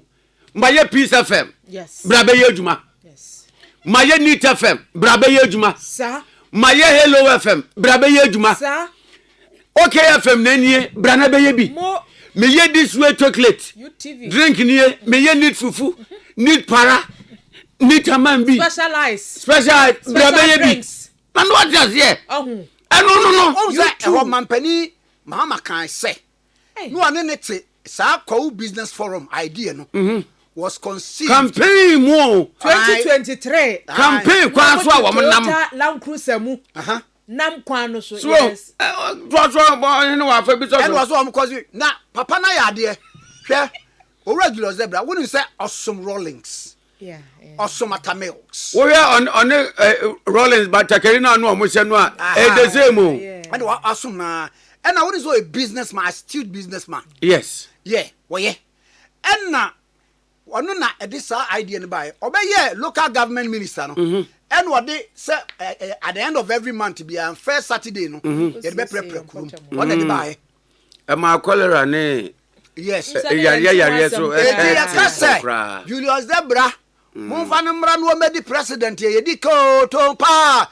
Hwi. Nana hwi na tie ne dia so say. Hwi tem. Ene ne say. Edio. Asem komono. Asano. Na ye hwi ne tem. Say ba beto fom. Oso ni hwi tem na se kire. David nana magu free sro ba bro free sro ba. Kube wo mo fi om dom na wo kube na se ba. Enam kube branches what is hwi e beto tim. Bo ene ye tim. Ene ye tim ye tim. Na na nya tem no. Ejina sa se be ba beto so. Na na say ya tacho betitem. Oh David. Tem ne di obi. E ya afro na tachemu ana na obetitem.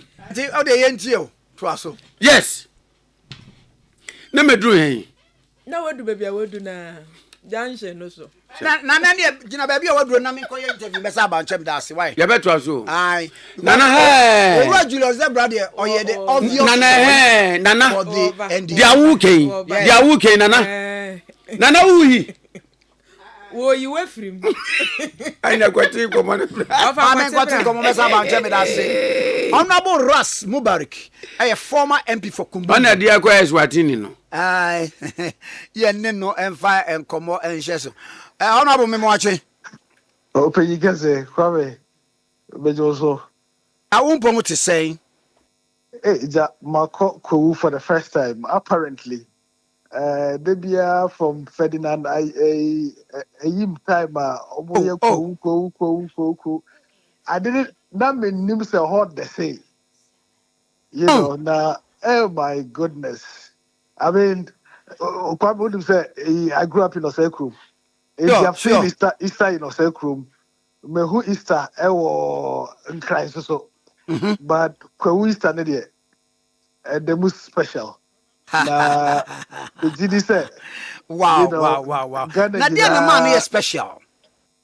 Well, so it was very community based. Kofua or far away places. Omotutu crying within Ghana and even Edukra Fiamonade Abba. This is the time of Obia Ebefi, and Omoyene to the extent say you'd have, drinks and food in this house. You can go to the next house and have food and drinks and party. And it's so lovely. It's so brotherly. What do I say? Now, Omoye no so and yes, for partying and getting together alone. No. Now, Omo fa adwene on how Koumai ebetime asori amomu nyina omako menim. And I believe say every community in Ghana, Kobia where my Ghana mu. Say na emu this year ebe thinke ebe dwene about sankuru nyina. Mejidi said, not only would it be very competitive because competition creates creativity, but it would also, bring us more together as Ghanaians. Now, the name the business forum, Omasadi attach it to Easter in Kou, so that it's not just people going for paragliding, like the way our late brother Ferdinand introduced. Because time of Ferdinand introduced paragliding no. Now journey any abina dream is tourism. Kwame, Kou is so beautiful that look, we will be outdoor nature. You would fall in love with the place at first sight. But beyond tourism, almost at the business forum, Akawwa and also Mijidi said, one, will bring a lot of investment into the area. Two, a mebuno more startups. Omunyina etiminya kwenya in the coming years ebaho to networker ebebo omo bebre because almost all the industry players, the banks, the telcos, fintechs, everybody was there. What do I say? And it's a very unique networking place. Now we have a mebunu na mozo omo start omo ankasa omo adwuma omo aye omo stand kama o na feyi. And I don't know whether they videoed the entire thing, but it's something that needs to be on our TV stations, on social media for people to see what Ghanaians are also showcasing. So I was really excited. For the first time in my life, business forum. Idea and kayem Emma nanka ye yin wo TV sunum ne ade nanka woni a enya kwan ko hwebi no mo hwebi meboa. I believe say a boy because a ban Easter say on say sebe enye obia na benya kwanya eja na busia for ho etukwan, but at least say obi wo fie adasen kra na kumasi na the choir na sirim baby a one ne ma ewo fie a mo celebrate Easter no, at least not more head here so at the business forum, but also to pick ideas because no there are various speakers that are very successful in Ejumedia or Moye. Now ideas so every muba. And clearly, the ultimate goal is to create wealth, not just for the citizens of Kouman, but for Ghanaians as a whole. Mame radio way yet say yewra the venerable Julius Debra Ekasano or kind say Ghanaian youth wamu ihia inspiration bia they need jobs na empeni to adwen hwe kwan a befa so provide jobs for the youth ene ye baako. Secondly, His Excellency John Dramani Mahama make a startling revelation say now one in it Land Cruiser during campaign time and now I'm conceiving that idea of Kwawu business forum. Some niema mienu it was saying. Well, I believe that it was a good decision. It was a good plan. because they were coming to Coleman to join them in the celebration of the Easter. And I know more to Adrian say aside from the celebration, a quite barely a befaswa because of her Coleman, and like several places in the country, there are a lot of business people, from the place. The indigenous of Kou generally are business oriented. What do I say? Intina Adrina no Motuatua no was about how they could leverage on the success story of the creativity and business mindedness of the citizens of Kwu. And I believe, say, it was a good decision to make it an annual event. Said the any one of into her last year edition. No, President Mahama, several ministers were there. This year's edition, same thing. On Wankasa, it was Namo by for 2 days. Engaged extensively. Na nanoma him for Zuzo Abba Hokama. It was all, it's very beautiful. And it tells you the synergy. How the President Mahama and his chief of staff work closely to make things happen, not just for, Kouman, but for the entirety of Ghanaians. Now, the end of the crowd will say, President Mahama Ekasa, or say, baby, a forum, no, once a temporary place now, and, God bless the chiefs. And Pempi, yana, yepe, as I said, the in Puntunjuma, in so many places, yani, and I'm saying, I am for Sabe, Miss Reka, Atonton, Nsasene Bebre, to the extent, say, future governments would even struggle finding land to expand. But the chiefs gave massive amount of land for a temporary place. But what is exciting about it was the fact, say, President Mahama Share Bosse, hopefully by next year, near convention, only for co-business forum, but within Ghana, among for conference centers to go and do programs Umbetimi choose the place as one of those places. Because Kwame, we are talking about the development of our country. And in Pempi, Nientiana, a bit nipa be a free stream, a be free Asantamai, a be free Bono, Eba, and Krino. It's because there are limited opportunities outside of Accra. So when you have such big convention centers in other places, and also a bit mama amount for Atanaho, because they know that they would obviously get jobs either as plumbers, electricians, cleaners, hotels, etc. And I would be happy to see that your friend is a convention built, because it wouldn't be a convention for only the citizens of Kowu, but it would be a convention. According to President Mahama Kurana, he's looking at a convention center, even West Africa, near other parts of the world, if they want some annual gathering or event place, it could be one of those places to be a choose. Because over here in Pempi, events at conference center, said the whole place way down to Liberation Circle, I had two choked. And in developing, the time has come for us to look at expanding development in other parts of the country. And the other thing which struck me was the fact that, the president made a commitment, say, government would even look at an airstrip into Obako man for Easter, like, 2027 and in the future, instead of getting stuck in traffic for long hours. Because don't forget, Kwame, through Easter, people are leaving the southern part of Ghana, particularly, Accra, which is the capital, to other parts of the country, especially the northern and middle belt. And the MPP, at the traffic bebre, Accra Kumasi Highway, we made the traffic move 4 hours, now that's the traffic more.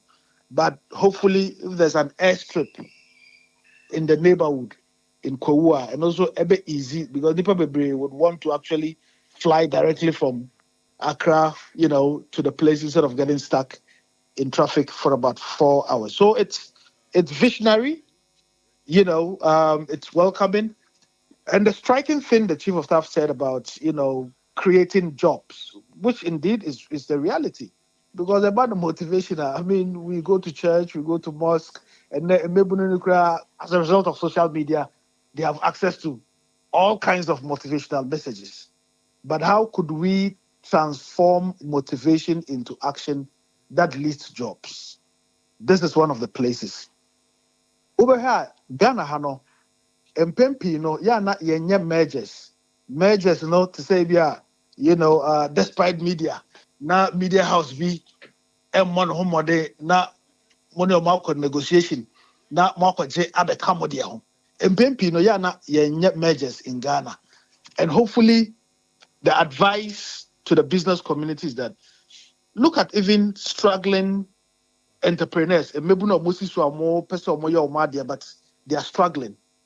How can you join hands with them, either to take over with obviously with equity to these upcoming businesses, and I said to merge with them in order to help them grow, because for years on end, a lot of these entrepreneurs, every year be only a startup. Every year be only a startup. It means that they are not having access to capital.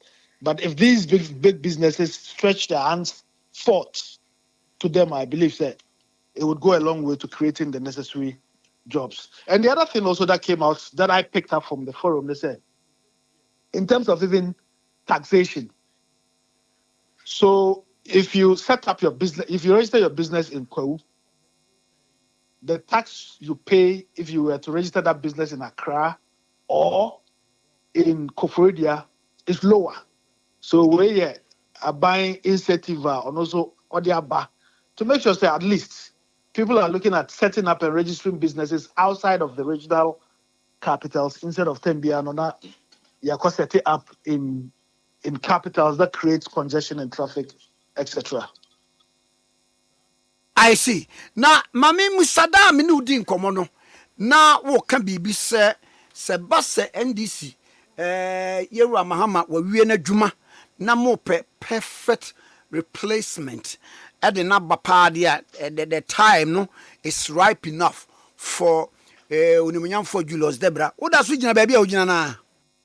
Kwame, sound komoyi me no udi nkomo me kan say at this particular moment unimunyam for Julius Debra and every member of government adwene say ombeboa President Mahama ama President Mahama bosha or share Ghana for no abededi. Because at this time, say Yankasa ye di sound common, Ghanaians will even begin to wonder, say, na ya mamo to me for 4 years. Munyanya half of the 4 years into you're already beginning to think about your very saying future succession. But yes, indeed, I'm ready drew na party be a nomination. Now Unumunyam for Julius Debra a unity. I can tell you, say, I would be solidly behind him based on near Behu Afano. I've known him for about 20 years. And I can tell you, say, leadership qualities, Kwame, Ewonimu.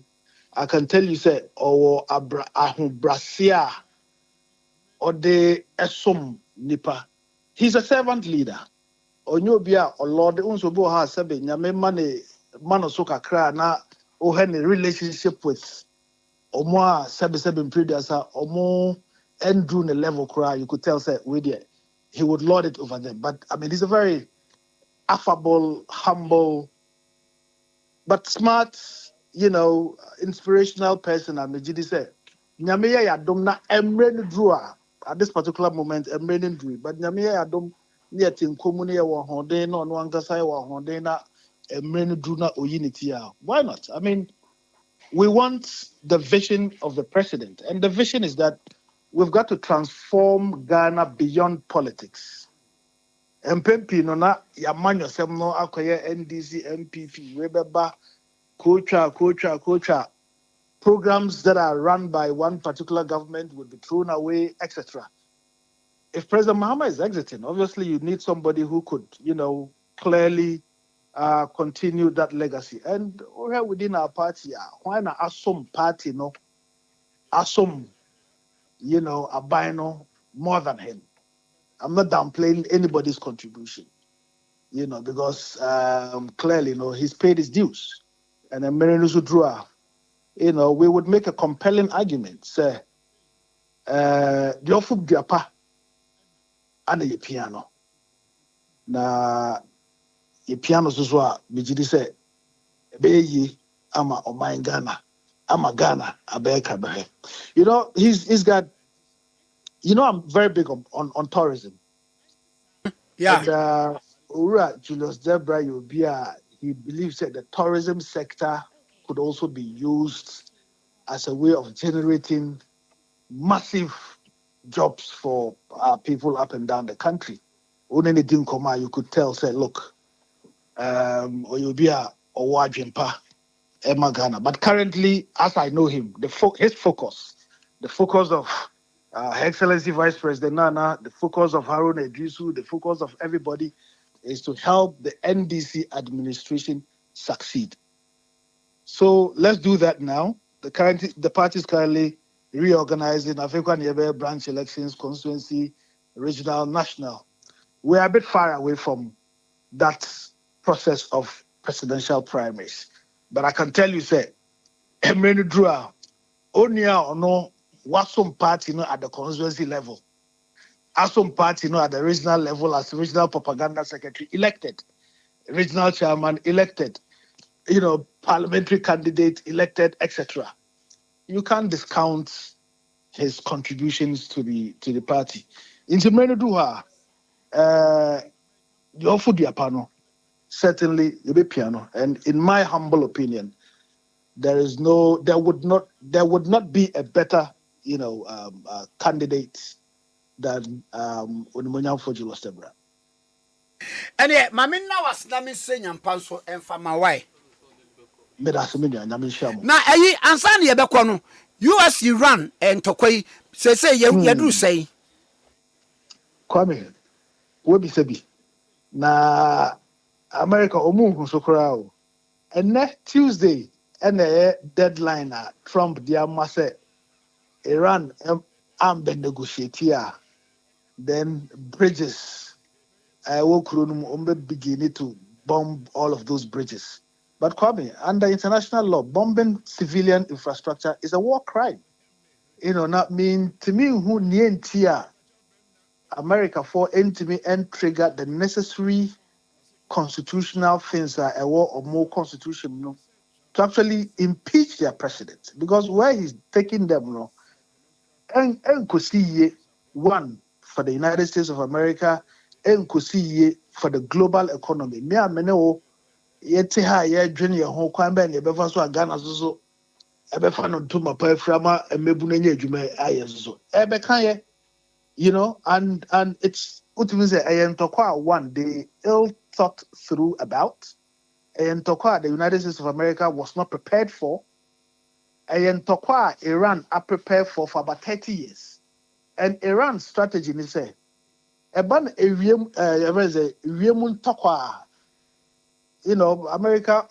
without a doubt, without question, has air superiority. In the end, but you be making sure say munya akonya to attack us. And that is why Iran, obviously attacked a lot of bases, American bases within, the Persian Gulf, in Oman, in Kuwait, in UAE, Bahrain, Saudi Arabia, etc. And currently, as I speak to you, America troops are now almost or more in Qatar. They have begun evacuating them. Almost because they are not. And America's intention is to invade Iran by land. Kwame, it's a suicide mission. Iraq cry kitwa cry no. Omontimi. Afghanistan cry kitwa cry no. Omo kuntakowa for 20 years. They had to withdraw. Iran has a population of more than 90 million people. Kwame, Iran topography no. Says omo asase no. One said it Koko areas netie no. And even worse than that, in terms of how mountainous and difficult terrain it is. It's obitin krum na obe attacking. How are you going to survive? And then also Iran shares border with about 7 or 8 countries, with Pakistan, with Afghanistan, with Azerbaijan, it's going to be difficult for the United States of America.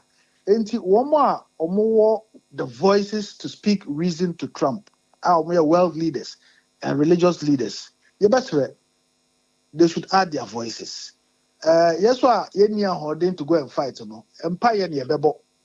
Na entokoya AC Subecha, so that people can begin to get their lives back.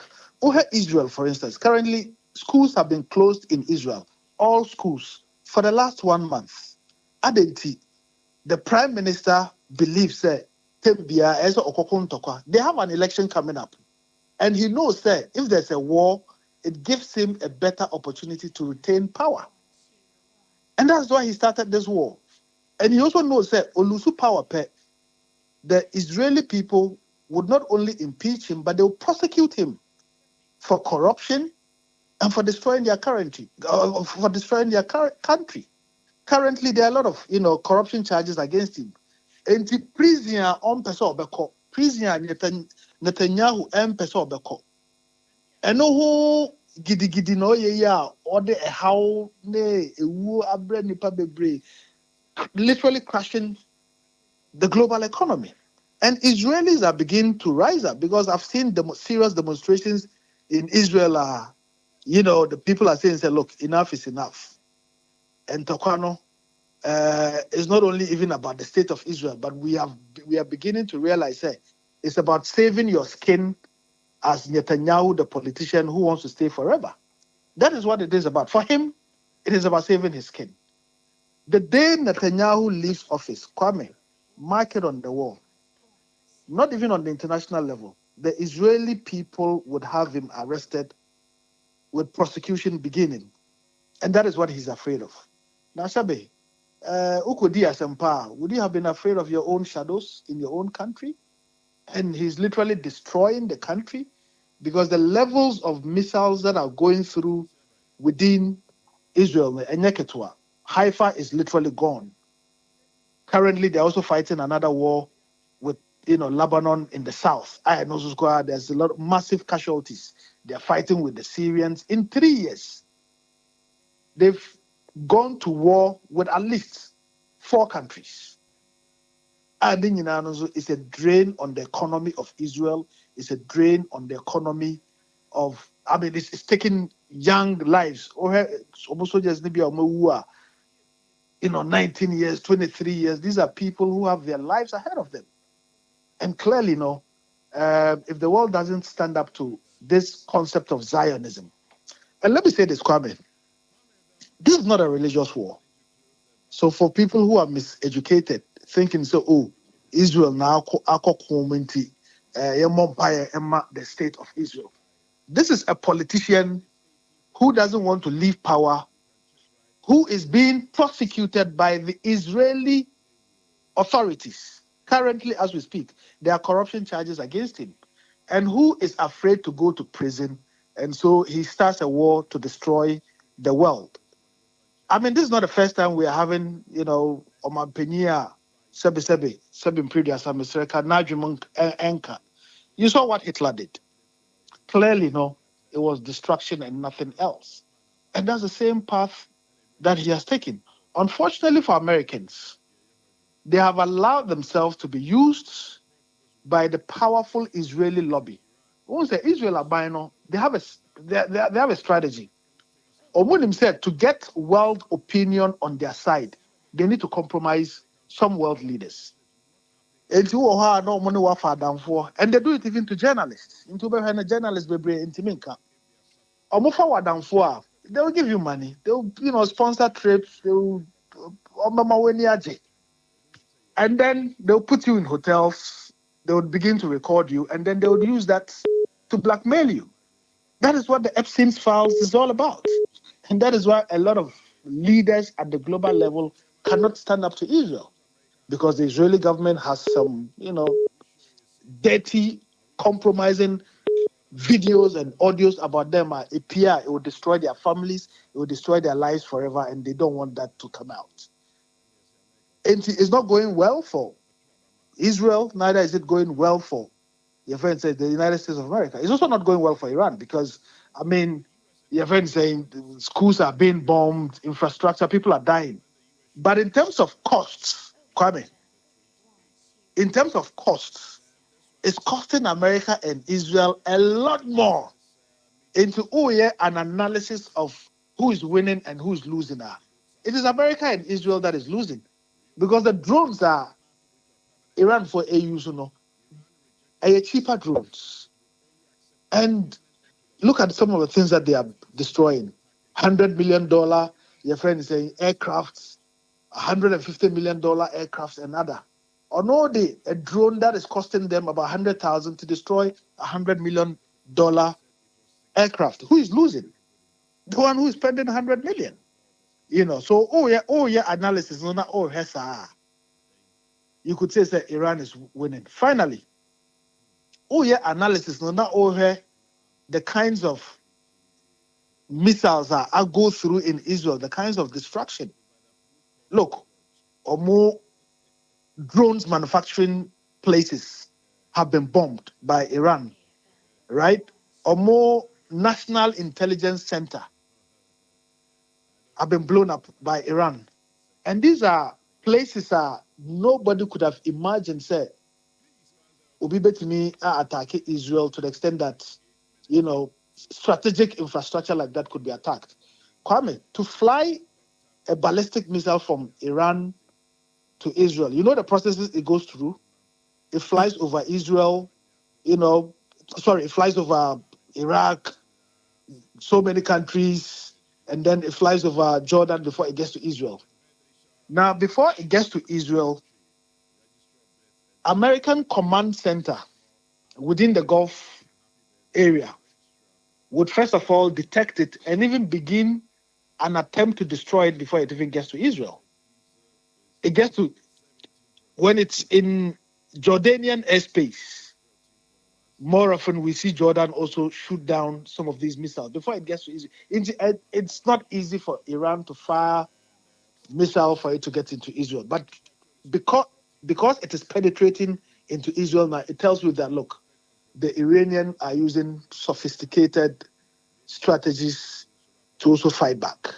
And it's most unfortunate that we are saying about how to grow the global economy.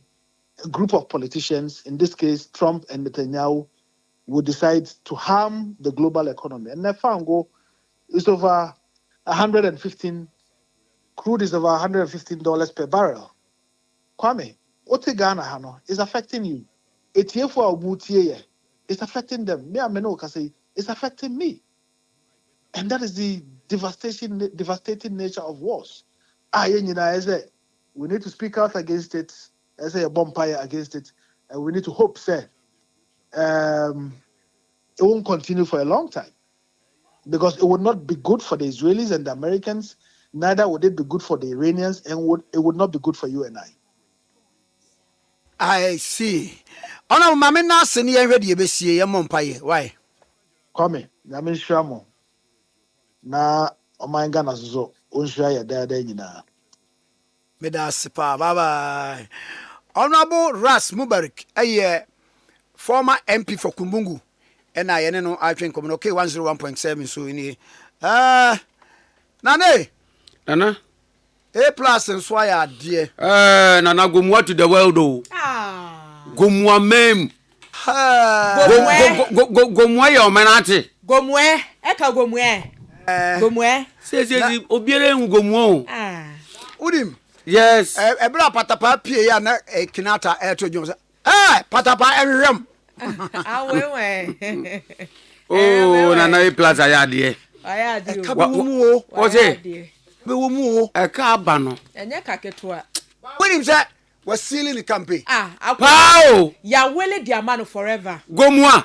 Gomwe. Me nya kura ka me papa kuro mu kura me che ne constituency nim. Ade. MP ni o. Ana mo ya de man ya ze. Me ye plaza de ba ko pe no ye ya me. Na danka mi ye dwa no. But who dey? Say me papa wu ye wan mo me nsa. Me sha dan so man invitation bi say. man invitation pa ana nay honorable A plus and so plan to me kasa me we busy wafa ye kan say na ye guso agency abode honorable A plus honorable me ne Mr Beautiful anu atia mi kofi ayo asa Mr Beautiful kakra on the same me wan fa che beautiful moya ebe obi anu ni di beautiful no wo fa say how possible onya inspiration yes can beautiful be more than Dora? No, Dora can be more than beautiful.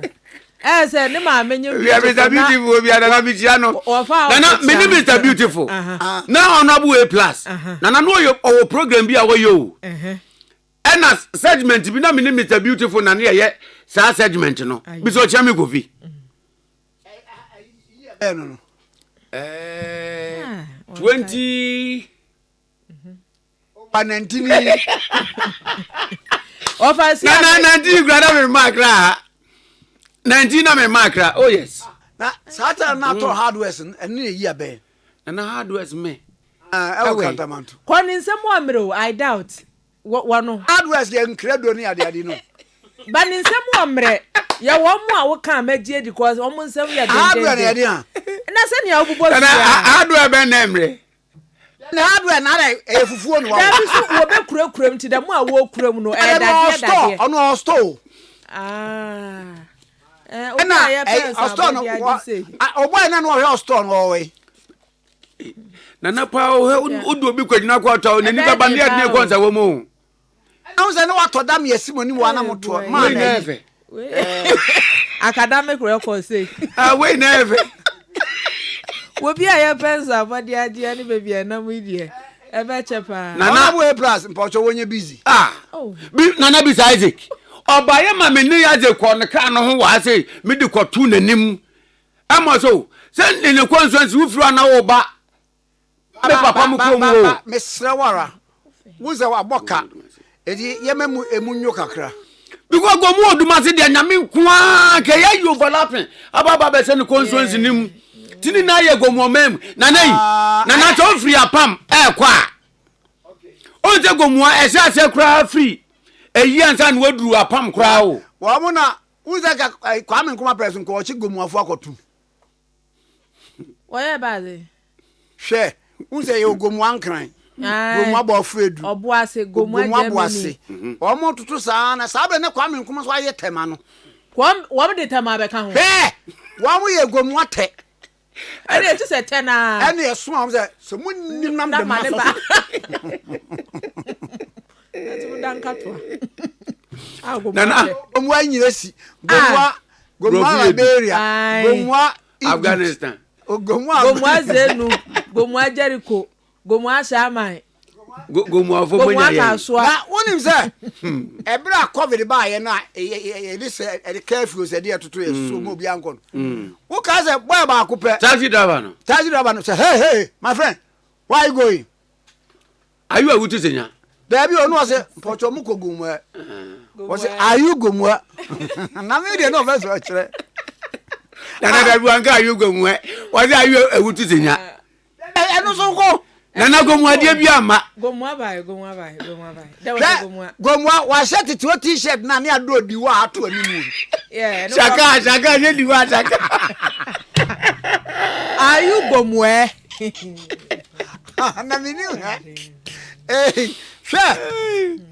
ka wurim se ka gomu se nei enanka omuchichi kro no bi ka benya gomu Peace FM nyina ye anya muawa Ada no mo antimi ntu bi nana mo fe dabio nana ya boama enku ni di na tre because gomu azu nana gomu Chelsea can you imagine gomu Arsenal gomu Virginia gomu Manchester gomu Virginia ni na ne se gomu Easter Carnival no a project Ghana on the world map anodin hey gomu afo wo se wo New York gomu afo yaze papa gomu afo New York na ye New York ma ade aye die benya gomu New York pe ya be ya kan mo mpen onkasipo gomu onkasipo inyo ana o twani tiri on fancy na enu Yera A plus why adie papa anyamfo so amukɔboa no my adie ya Dr. Gilbert Abeku Agri Dr. Gilbert Abeku Agri Santana wo mom nsan nana me tu chama Abeku Santana so mom nsan That Abeku tu chama wate okay so abode no ya go nya bia me so nya bia ebusia uncle Santana wo na esa abese Porto my brother enti fada kade meje wuyi enti Uncle Agri ebe yo yeguso yareje wo Brother Santana yareje enti nyawe Abe. The old man the phone. Senior. Oh. I am a catastrophe. As in most Mawayan. As my abazi. Catastrophic. Damn ballistic. Catastrophe. You might have offered catastrophe. Why? Obi a waje di ban. No show no bo. When your heart bends kakrema. No yeah. I don't know catastrophic. Can you panoy your buffet? Uncle Abia. Uncle Abia Porto I most Mawayan nsa aboza. Chale. Na next year no. Hey, anra krono enkom. Nana. Adia A plus aye no honorable A plus nana adia waye no on. Take campaign was. Say wonim say omo ntomaw ena wo aba betwa kan ayinimu. Dabi na wo ya toma wa wo ba wo betumi abeye. Wo shata wala ni mu. Kofi Kenyatta ni mu. Sa akwado abede pon abede ha woni mu. Patapansu nyimu. Oh. A plus. Oh wayo, carnival A plus why dey. Wetimi ye bonfire ma Ghana National Fire Service Bonabasu. Bonabasu tuche. Nana. Chekesi ya de man. Sister Fiako yo. Sister Fiako yi. Na Mr. Fia. Oh yeah. Nana mi ami Sister Fia. Anya munche why? Sister Fia fi na confirm bi. Eh, kaba.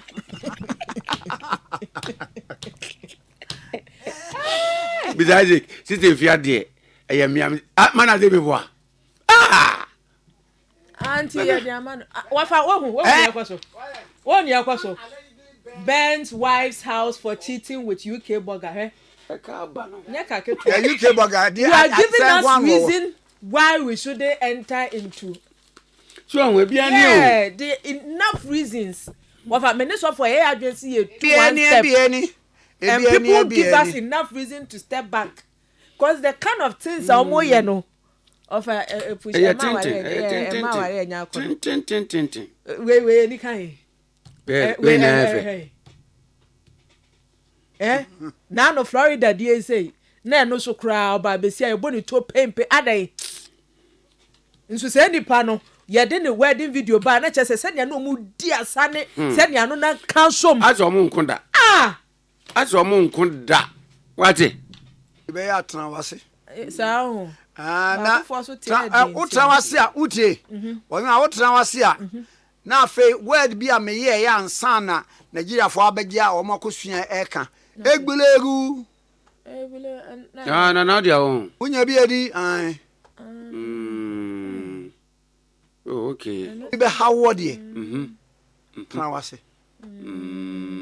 also yeah that's very beautiful advice ya tipa sempe be ya tran wase na onwo eso ai o se onwo ye na do bia na be wo ana anya bia na ne na wo hwe me philosophy ni pa nyina nyame bom so ogusu di ba ko tomu a kunkodon wa fa aba na to ba bi ene your friend says meludu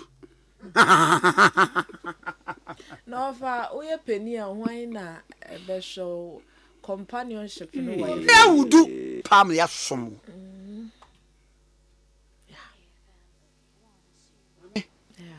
di onyame di be ma wo fa obi ho a wo paawo ebra ba se wo wo no ye yi akwala na ye nya no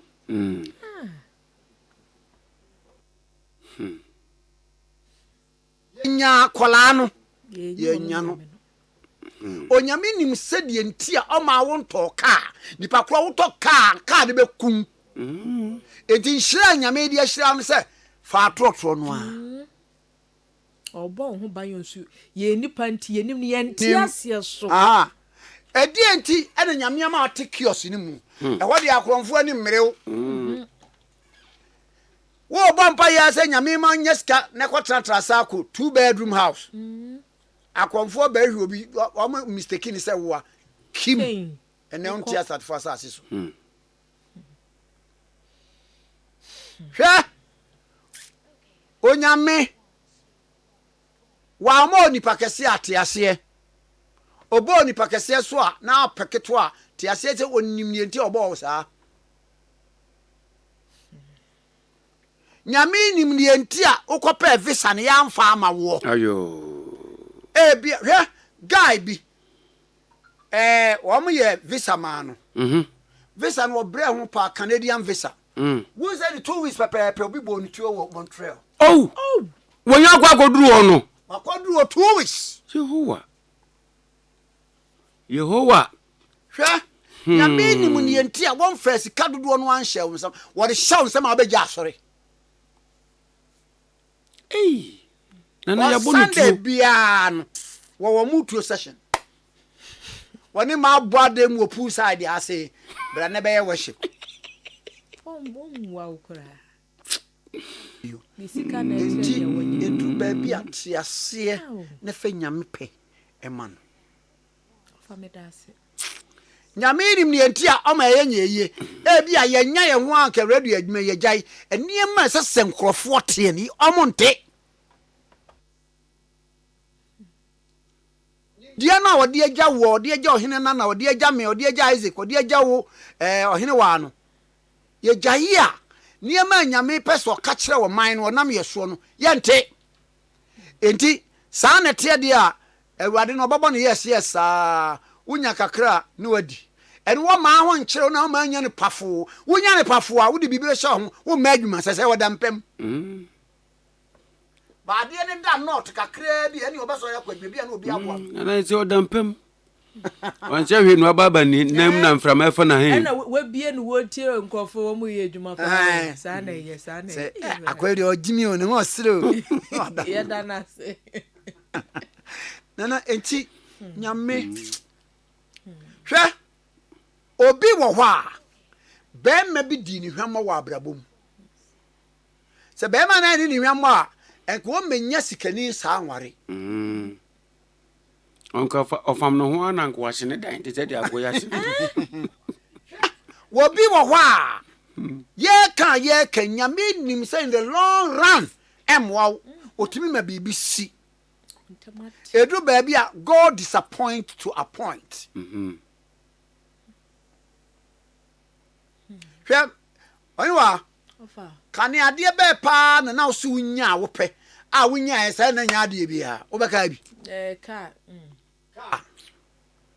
on sɛ wonya ka ya ka de me no hene wa nya ade na onya de opentra onya de opentra hwɛ oniwa wa bro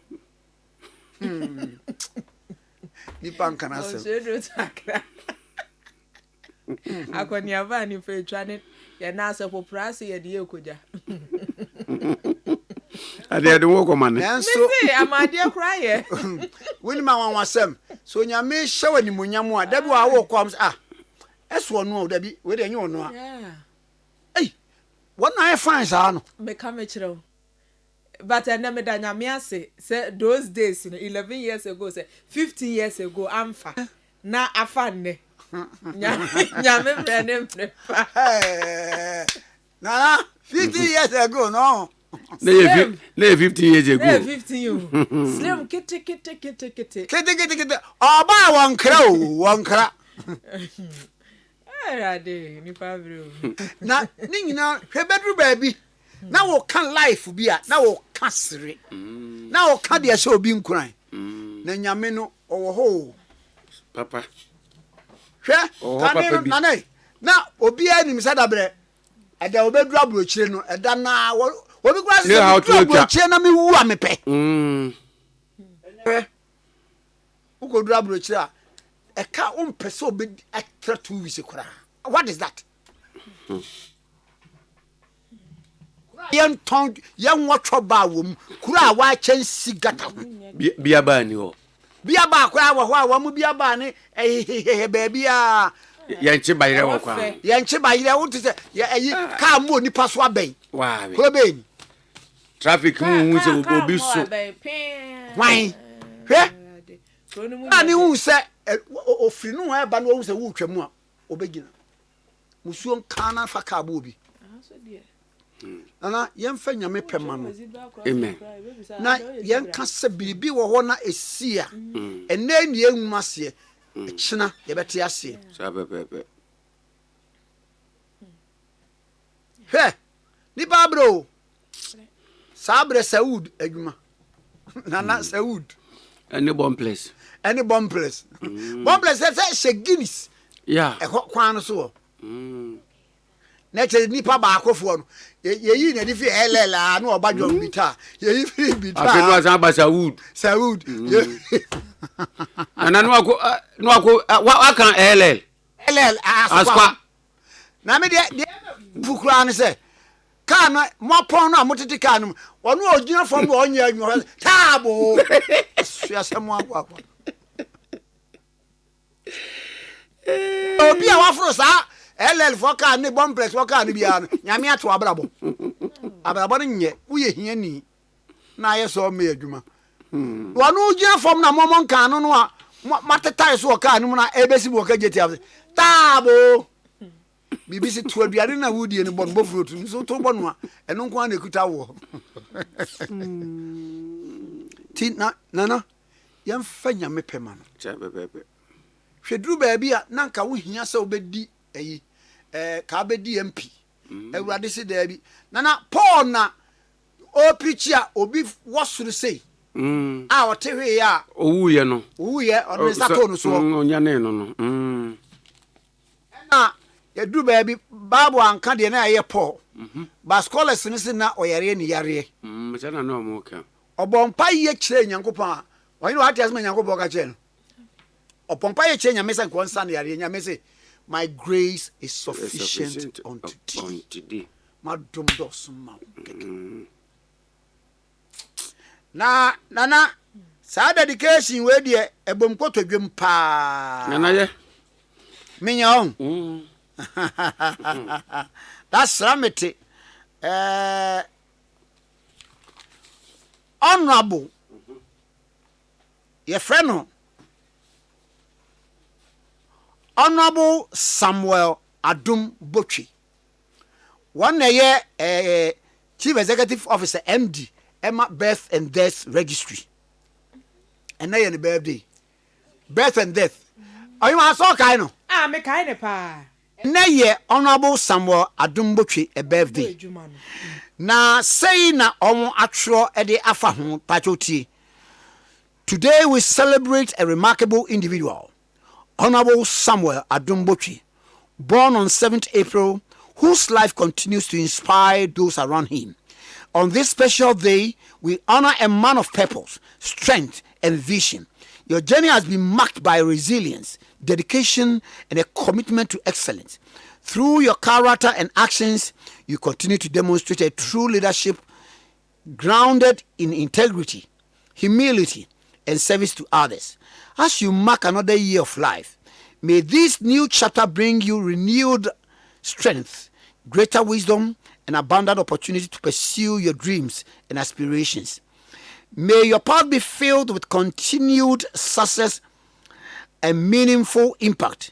May you experience the fulfillment that comes from uplifting others and contributing positively to society. Your life stands as a testimony of growth, purpose, and legacy built through kindness, determination, and faith. The Lord bless and keep you. The Lord makes his face shine upon you and be gracious to you. The Lord turn his face towards you and give you peace. Numbers 6:24-26. Happy birthday, Honorable Samuel Adum Botchi. May the years ahead be filled with grace, God's grace, good health, and greater accomplishments. From the entire team, Births and Death Registry. We Births and Death for registry. Woman Sama Oma Trafa, Honorable Samuel Adum Botchi. Ye nyina so ye ma happy birthday Efinsia pa and a party be cause until honorable sim obi anidi yes ye wi e ba ho yeah kwam chire kura dada ba mi wa kwanchiri bi a efese okay metimi breaking my sign atwas yo bibi sa o ye was sa o okay product na chire me o se ye fe no wet ho